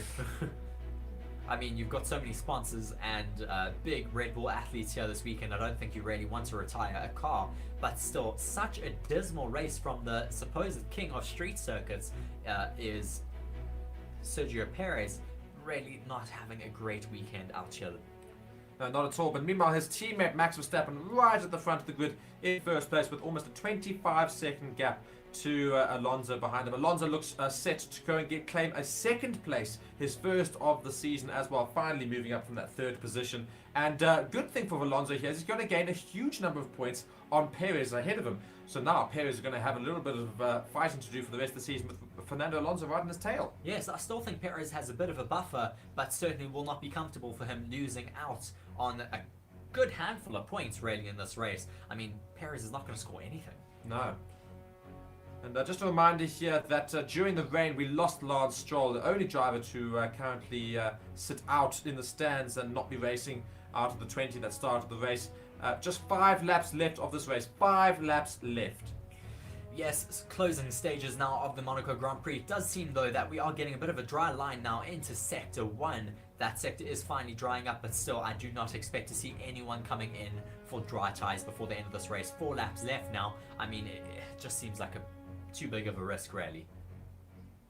Coming through now, the tunnel section is Gasly and Carlos Sainz. 0.6 seconds between those two. They will be wanting, or Carlos Sainz will be wanting to make an overtake on Pierre Gasly to gain a couple more points.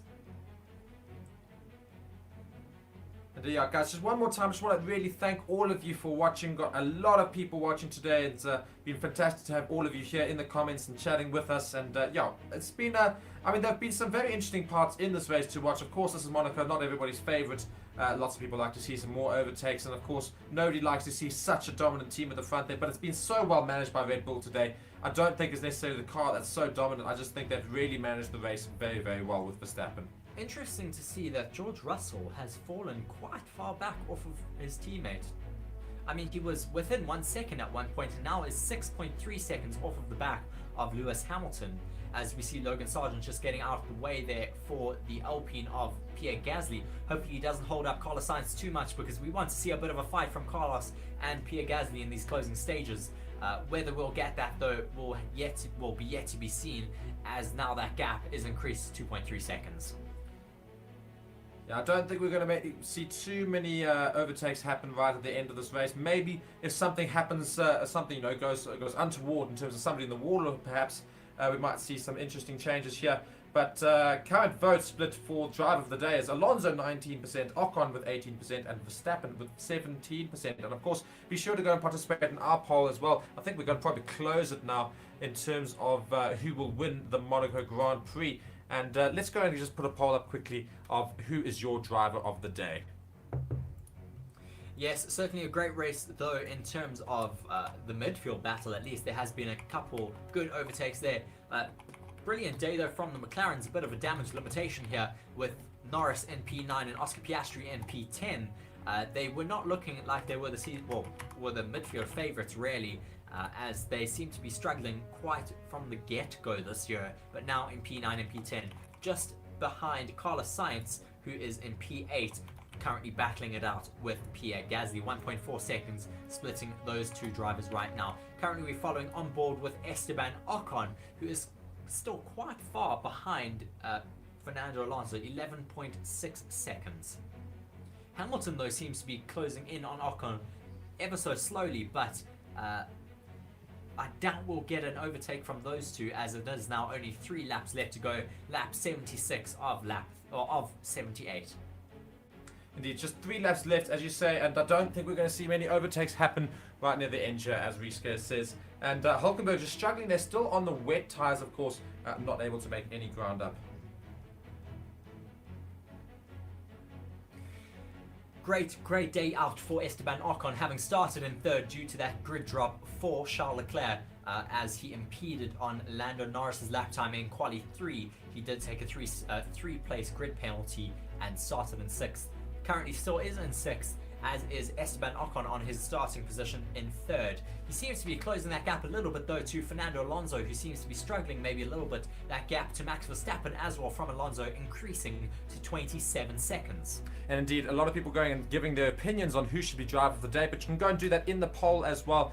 Go participate in that poll. And also after the session, we will have a live, we will hopefully have a review for you guys, and otherwise we can go and have maybe a good ranking session of all the drivers from the Grand Prix there. Kevin Magnussen has retired from this race. He has come into the pits and gotten out of his car. I guess the Haas mechanics just do not see a point in leaving him out any longer. He is currently in 19th place and now out of this race. We're watching alongside George Russell at the moment, who is complaining yet again on the radio, not having a very good race out there.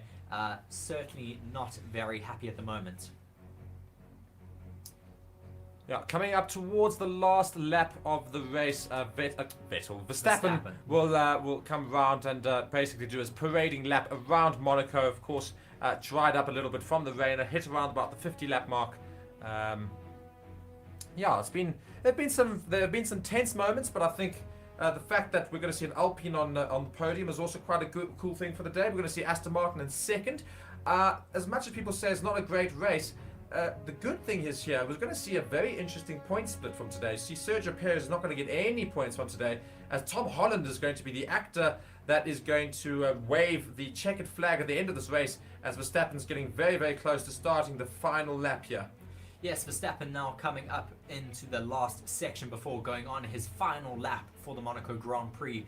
A lot of people, though, voting in our poll at the moment. Please do vote for your driver of the day. If you do not see your driver being represented there, there's always the other option, or you can let us know in the comment section. This is the 3rd win though for Max Verstappen in Monaco, who certainly seems to like driving around the Principality. He also has his house here in Monaco. He does not seem to have as much of a curse though as does Charles Leclerc. Max Verstappen now starting his final lap, and let's just pretty much follow him on as he's coming through the climb there in Sector 1. He probably might have to actually get past an AlphaTauri here, who's getting probably will be given the show in the blue flag here, unless you can somehow get away from the Red Bull. Max Verstappen now going past that AlphaTauri, indeed, coming towards Turn 5. Turn 5 there, and soon into the tunnel section, of course, starting Sector 2. Yes, such a dominant race from Max Verstappen today. We saw that gap, though, at one point getting quite close between him and Alonso, but Fernando Alonso unfortunately not having the pace to challenge Verstappen here today. Verstappen now going through the tunnel section, going through turn 9, approaching turns 10 and 11, that tricky chicane into the Marina Bay, and then approaching that final and 3rd sector. We will have Tom Holland, the famous actor for Spider-Man. He will be waving the checkered flag here today. All the crowd standing up and giving Max Verstappen the applause as he comes round Sector 3 for the final time, coming now through turns 16 and 17, approaching Raskas. And I think just one more interesting thing to note as Verstappen's coming around the last couple of corners is the fact that both Alfa Romeo drivers between them have completed 10 overtakes today. So fantastic driving from the Alfa Romeo team. But Max Verstappen now crosses the line in Monaco, winning the Monaco Grand Prix for Red Bull. A fantastic race from the Dutchman.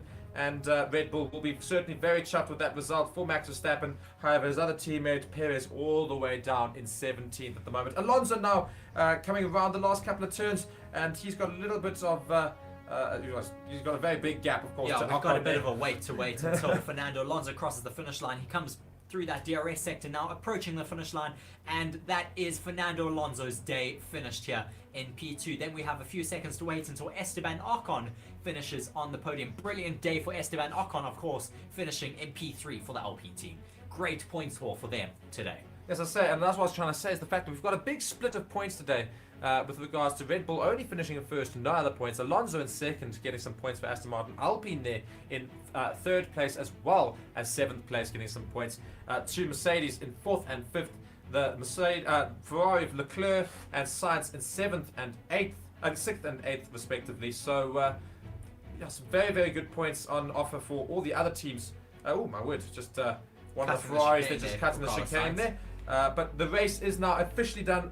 Just waiting for Albon to cross the line, and I think Magnussen. Those are the only two Magnussen's drivers. retired. So that looks Yes. like we have just Tsunoda to get across the line, and then that is it for the Monaco Grand Prix. Just watching there, we'll have all of the boats just honking their horns there as we just wait to go across into our race review. And indeed, the driver of the day from all of you was Max Verstappen. 47% of the votes went to him. Ocon got 20%, Alonso with 16%, and anybody else with 15%. Guys, thank you so much for tuning in today, of course. We will switch over though to our race review very shortly, just waiting for that to happen from our back end team. Thank you very much though for watching, and it's been such a great turnout for this Monaco Grand Prix.